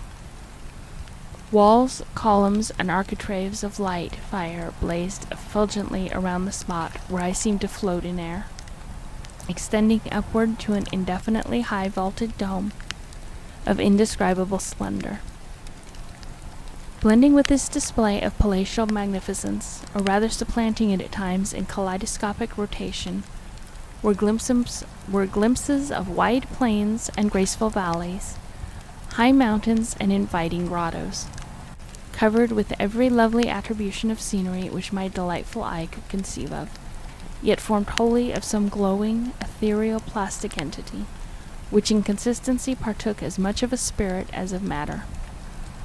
As I gazed, I perceived that my own brain held the key to these enchanting metamorphoses, for each vista which appeared to me was the one my changing mind most wished to behold. Amidst this Elysian realm I dwelt not as a stranger, for each sight and sound was familiar to me, just as it had been for uncounted aeons of eternity before, and would be for like eternities to come. Then the resplendent aura of my brother of light drew near and held colloquy with me, soul to soul, with silent and perfect interchange of thought. The hour was one of approaching triumph, for was not my fellow being escaping at last from a degrading periodic bondage, escaping forever and preparing to follow the accursed oppressor, even unto the uttermost fields of ether, that upon which it might be wrought a flaming cosmic vengeance which would shake the spheres. We floated thus for a little time, when I perceived a slight blurring and fading of the objects around us, as though some force were recalling me to earth, where I least wished to go. The form near me seemed to feel a change also, for it gradually brought its discourse toward a conclusion, and itself prepared to quit the scene, fading from my sight at a rate somewhat less rapid than that of the other objects. A few more thoughts were exchanged, and I knew that the luminous one and I were being recalled to bondage, though for my brother of light it would be for the last time. The sorry planet shell being well nigh spent, in less than an hour my fellow would be free to pursue the oppressor along the Milky Way, and pass the hither stars to the very confines of infinity. A well-defined shock separates my final impression of the fading scene of light from my sudden and somewhat shamefaced awakening and straightening up in my chair, as I saw the dying figure on the couch move hesitantly. Joe Slater was indeed waking, though probably for the last time. As I looked more closely, I saw that in the sallow cheeks shone spots of color which had never before been present. The lips, too, seemed unusual, being tightly compressed as if by force of a stronger character than had been Slater's. The whole face finally began to grow tense, and the head turned restlessly with closed eyes. I did not arouse the sleeping nurse, but readjusted the slightly disarranged headband of my telepathic radio, intent to catch any parting messages the dreamer might have to deliver. All at once the head turned sharply in my direction, and the eyes fell open, causing me to stare in blank amazement at what I beheld. The man who had been Joe Slater, the Catskill decadent, was now gazing at me with a pair of luminous, expanded eyes, whose blue seemed subtly to have deepened. Neither mania nor degeneracy was visible in that gaze, and I felt beyond a doubt that I was viewing a face beyond which lay an active mind of a high order. At this juncture my brain became aware of a steady external influence operating upon it. I closed my eyes to concentrate my thoughts more profoundly, and was rewarded by the positive knowledge that my long-sought mental message had come at last. Each transmitted idea formed rapidly in my mind, and though no actual language was employed, my habitual association of conception and expression was so great that I seemed to be receiving the message in ordinary English. "Joe Slater is dead," came the soul-petrifying voice or agency from beyond the wall of sleep. My opened eyes sought the couch of pain in curious horror, but the blue eyes were still calmly gazing, and the countenance was still intelligently animated. He is better dead, for he was unfit to bear the active intellect of cosmic entity. His gross body could not undergo the needed adjustments between ethereal life and planet life. He was too much of an animal, too little a man. Yet it is through his deficiency that you have come to discover me, for the cosmic and planet souls rightly should never meet. He has been my torment and diurnal prison for 42 of your terrestrial years. I am an entity like that which you yourself become in the freedom of dreamless sleep. I am your brother of light, and have floated with you in the effulgent valleys. It is not permitted me to tell your waking earth self of your real self, but we are all roamers of vast spaces and travelers in many ages. Next year I may be dwelling in the dark Egypt which you call ancient, or in the cruel empire of Sun Chan, which is to come 3,000 years hence. You and I have drifted to the worlds that reel about the red Arcturus, and dwelt in the bodies of the insect philosophers that crawl proudly over the fourth moon of Jupiter. How little does the earth's self know of life and its extent? How little, indeed, ought it to know for its own tranquility? Of the oppressor I cannot speak. You on earth have unwittingly felt its distant presence. You who without knowing idly gave to its blinking beacon the name of Algol, the Daemon Star. It is to meet and conquer the oppressor that I have vainly striven for aeons, held back by bodily encumbrances. Tonight I go as a nemesis bearing just and blazingly cataclysmic vengeance. Watch me in the sky close by the Daemon Star. I cannot speak longer, for the body of Joe Slater grows cold and rigid, and the coarse brains are ceasing to vibrate as I wish. You have been my friend in the cosmos. You have been my only friend on this planet, the only soul to sense and seek for me within the repellent form which lies on this couch. We shall meet again, perhaps in the shining mists of Orion's sword, perhaps on bleak plateaus in prehistoric Asia, perhaps in unremembered dreams tonight, perhaps in some other form an aeon hence, when the solar system shall have been swept away. At this point the only thought waves abruptly ceased, and the pale eyes of the dreamer, or can I say dead man, commenced to gaze fishily. In a half-stupor I crossed over to the couch and felt of his wrist, but found it cold, stiff, and pulseless. The sallow cheeks paled again, and the thick lip fell open, disclosing the repulsively rotten fangs of the degenerate Joe Slater. I shivered, pulled a blanket over the hideous face, and awakened the nurse. Then I left the cell and went silently to my room. I had an insistent and unaccountable craving for a sleep whose dreams I should not remember. The climax? What plain tale of science can boast of such a rhetorical effort?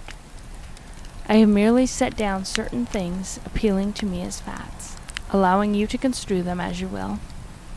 As I have already admitted, my superior, old Dr. Fenton, denies the reality of everything I have related. He vows that I was broken down with nervous strain, and badly in need of the long vacation of full pay which he so generously gave me. He assures me on his professional honor that Joe Slater was but a low-grade paranoiac, whose fantastic motions must have come from the crude hereditary folk tales which circulate in even the most decadent of communities. All this he tells me, yet I cannot forget what I saw in the sky on the night after Slater died. Lest you think me a biased witness, another's pen must add this final testimony, which may perhaps supply the climax you expect. I will quote the following account of the star Nova Persei, verbatim from the pages of that eminent astrological authority, Professor Garrett P. Serviss. On February 22, 1901, a marvelous new star was discovered by Dr. Anderson of Edinburgh, not very far from Algol. No star had been visible at that point before. Within 24 hours the stranger had become so bright that it outshone Capella.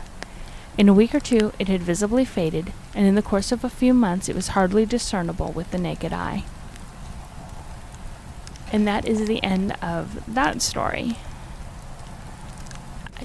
I don't know how I'm liking these stories. The first one definitely ended kind of oddly, that I didn't think it ended at all.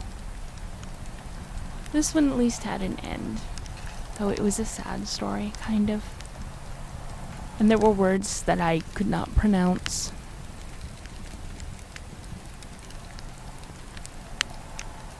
I might have done better at pronouncing them if I could see better, but for some reason my vision has decided to start blurring.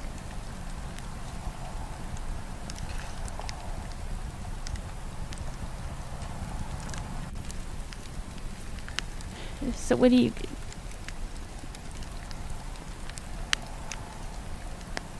I liked the second story better than the first story. Yeah, I do like the way the dream was described. Like, it was very astral projectory. I like that at the ending they tacked on about the new star that was discovered, but then it faded away.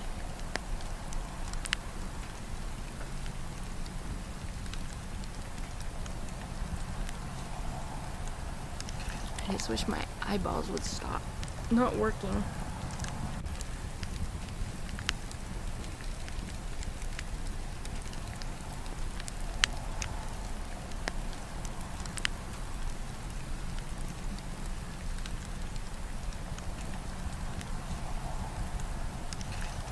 Let's see how long the next story is. See if my eyeballs will work well enough. Okay, the next story is pretty short. You probably can't even hear what I'm saying because I moved away from the microphone like a dumbass. Okay, we will do one more story because this one is pretty short. It's called The White Ship.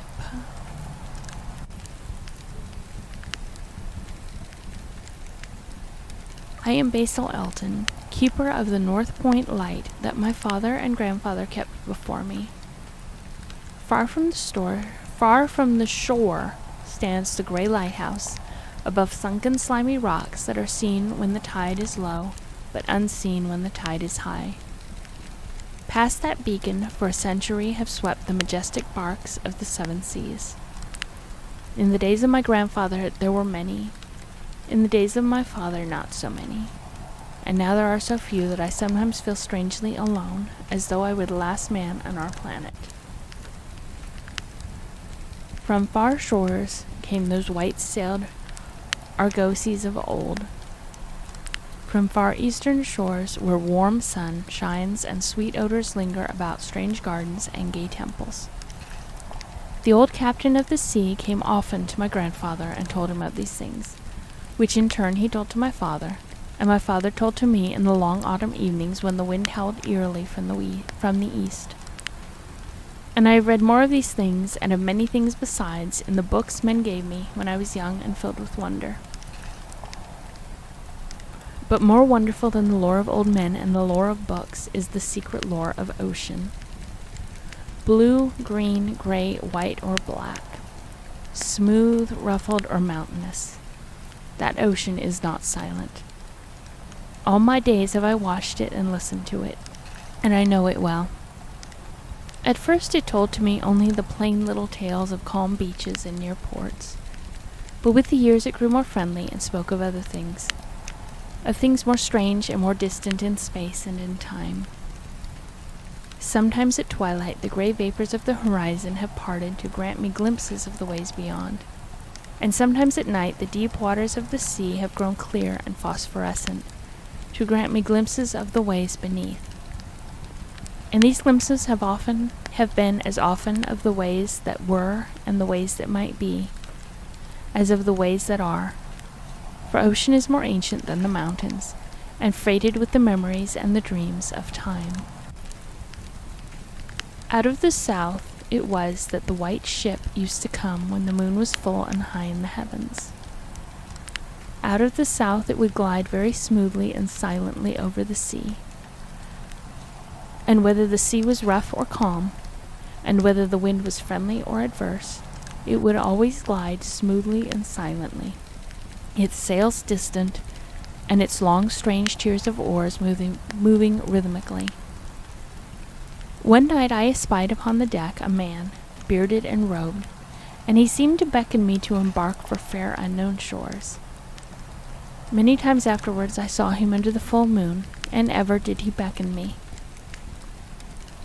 Very brightly did the moon shine on the night I answered the call, and I walked out over the water to the white ship on a bridge of moonbeams.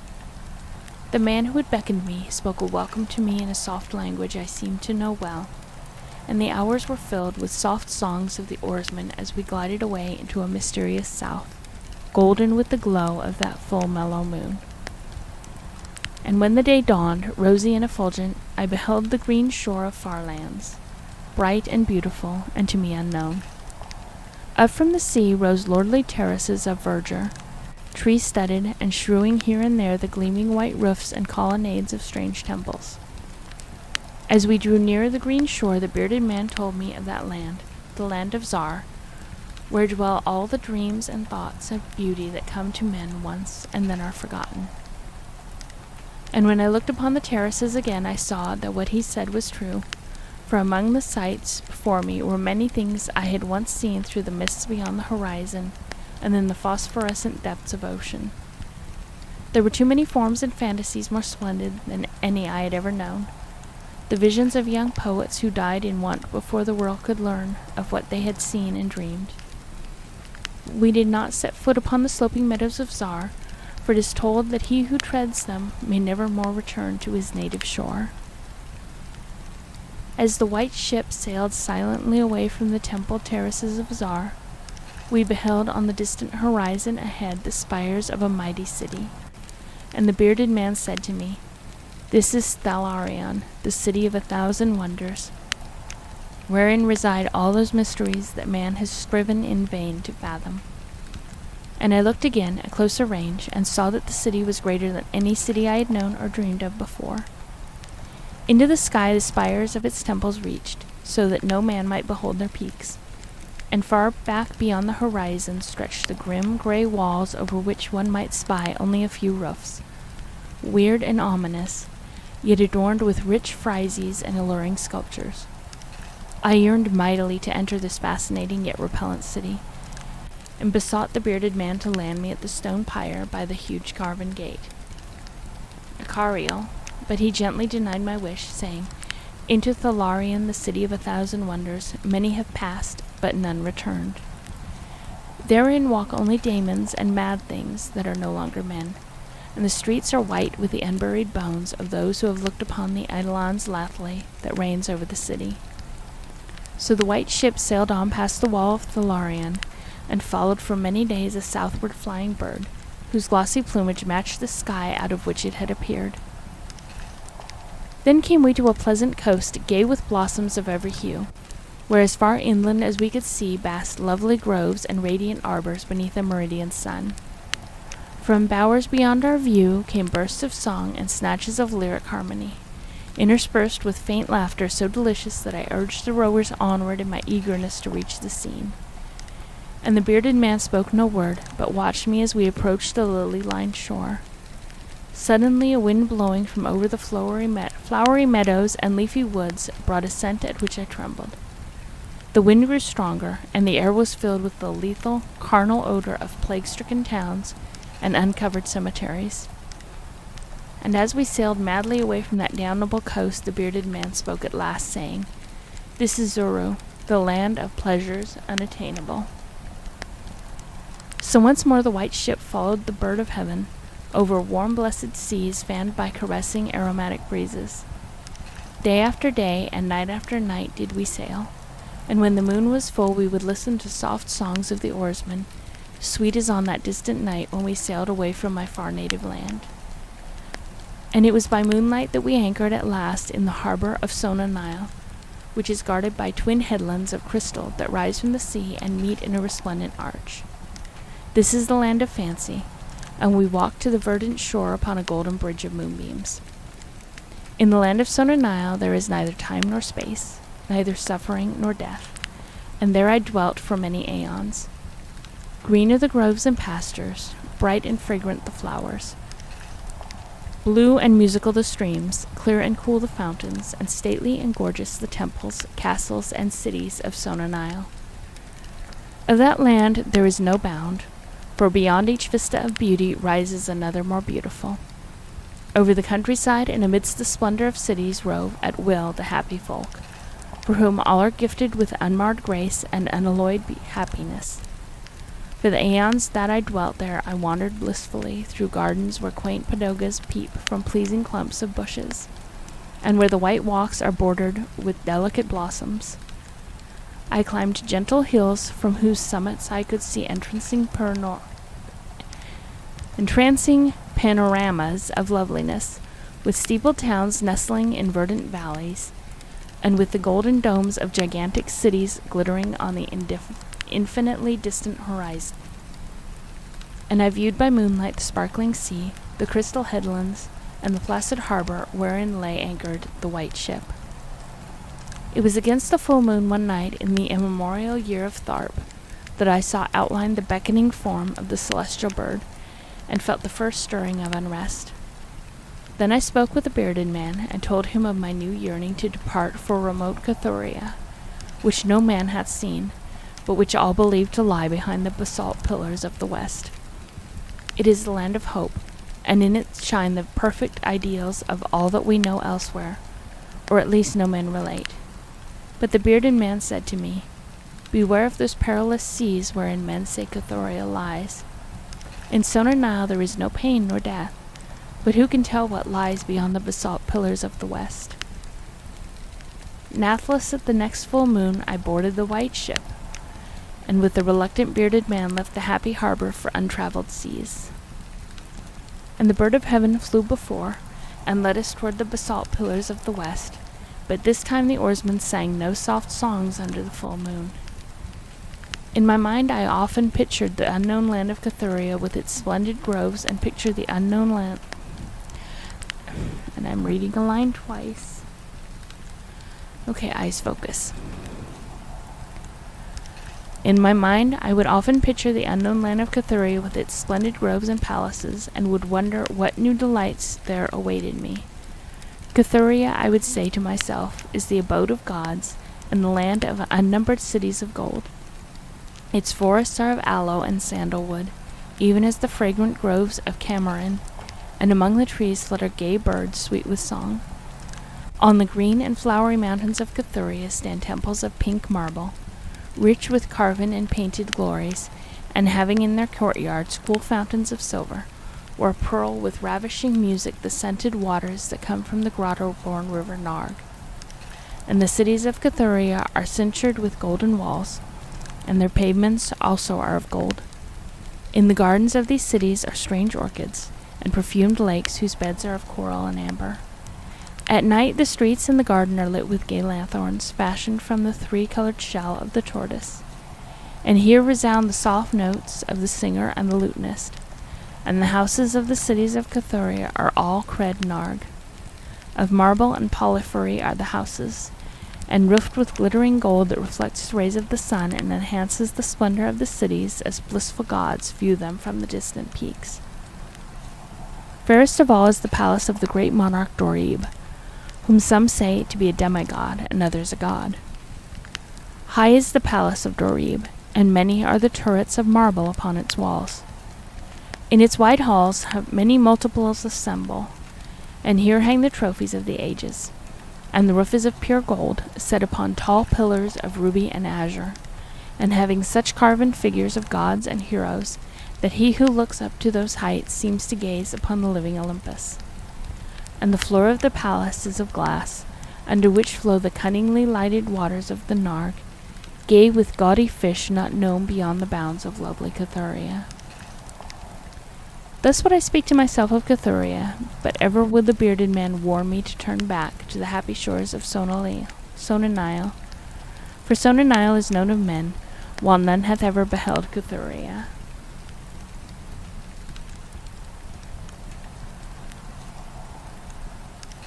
Good night, Roger. Have a good day, and thank you for stopping by.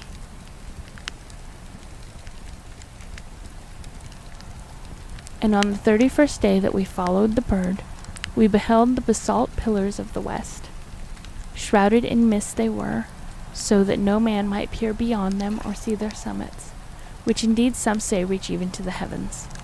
And the bearded man again implored me to turn back, but I heeded him not. For from the mists beyond the basalt pillars I fancied here came the notes of singer and lutenist, sweeter than the sweetest songs of Sona Nyl, and sounding mine own praises, the praises of me, who had voyaged far under the full moon and dwelt in the land of fancy. So to the sound of melody the white ship sailed into the mist betwixt the basalt pillars of the west. And when the music ceased and the mist lifted, we beheld not the land of Cathuria, but a swift rushing restless sea, over which our helpless bark was borne towards some unknown goal. Soon to our ears came the distant thunder of falling waters, and to our eyes appeared on the far horizon ahead the titanic spray of a monstrous cataract, wherein the oceans of the world dropped down to abysmal nothingness. Then did the bearded man say to me, with tears on his cheek, "We have rejected the beautiful land of Sonanaio, which we may never behold again. The gods are greater than men, and they have conquered." And I closed my eyes before the crash that I knew would come, shutting out the sight of the celestial bird which flapped its mocking blue wings over the brink of the torrent. Out of that crash came darkness, and I heard the shrieking of men and of things which were not men. From the east tempestuous winds arose, and chilled me as I crouched on the slab of damp stone which had risen beneath my feet. Then as I heard another crash, I opened my eyes and beheld myself upon the platform of the lighthouse from whence I had sailed so many aeons ago. In the darkness below there loomed the vast blurred outlines of a vessel breaking up on the cruel rocks, and as I glanced out over the waves I saw that the light had failed for the first time since my grandfather had assumed its care. And in the later watches of the night, when I went within the tower, I saw on the wall a calendar which still remained as when I had left it at the hour I sailed away. With the dawn I descended the tower and looked for the wreckage upon the rocks, but what I found was only this: a strange dead bird whose hue was of the azure sky, and a single shattered spar of whiteness greater than that of the wave tips or of the mountain snow. And thereafter the ocean told me its secrets no more, and though many times since has the moon shone full and high in the heavens, the white ship from the south never came again. And that is the end of that tale. And I think the fact that I can't even keep my lines straight as I try to read the book is a sign that it is time to say goodnight, or at least to stop reading. But I'm kind of liking these stories. I think I will mix these in with the Oz stories. Yeah, it's sleepy time. It's only 11 p.m.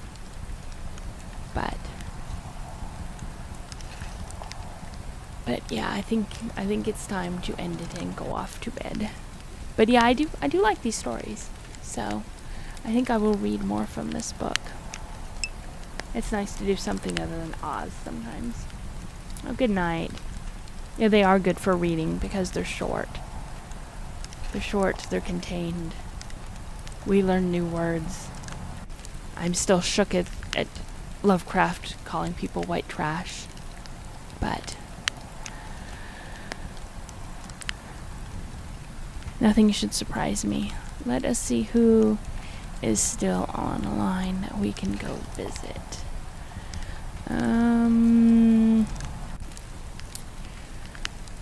Oh, Anna is online. Sand Experiment is online, so I think, yes, we are much shooketh. I thought white trash was a more recent term. Who knew? Who knew?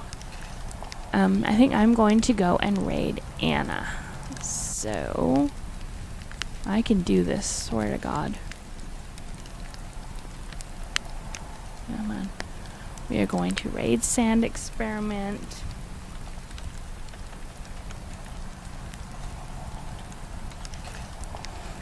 If you haven't seen her before, I think you will like her. She is pretty awesome. She is a lot of fun. So good night, everyone. Thank you so much for joining and listening to me stumble through words. I really do enjoy reading with you guys. And if anyone is here that was watching the movie, that was an awesome time too. Yeah, Anna is awesome. So have a good night, everyone.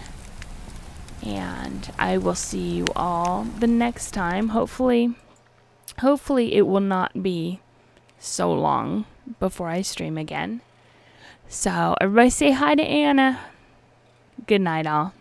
Have a great day.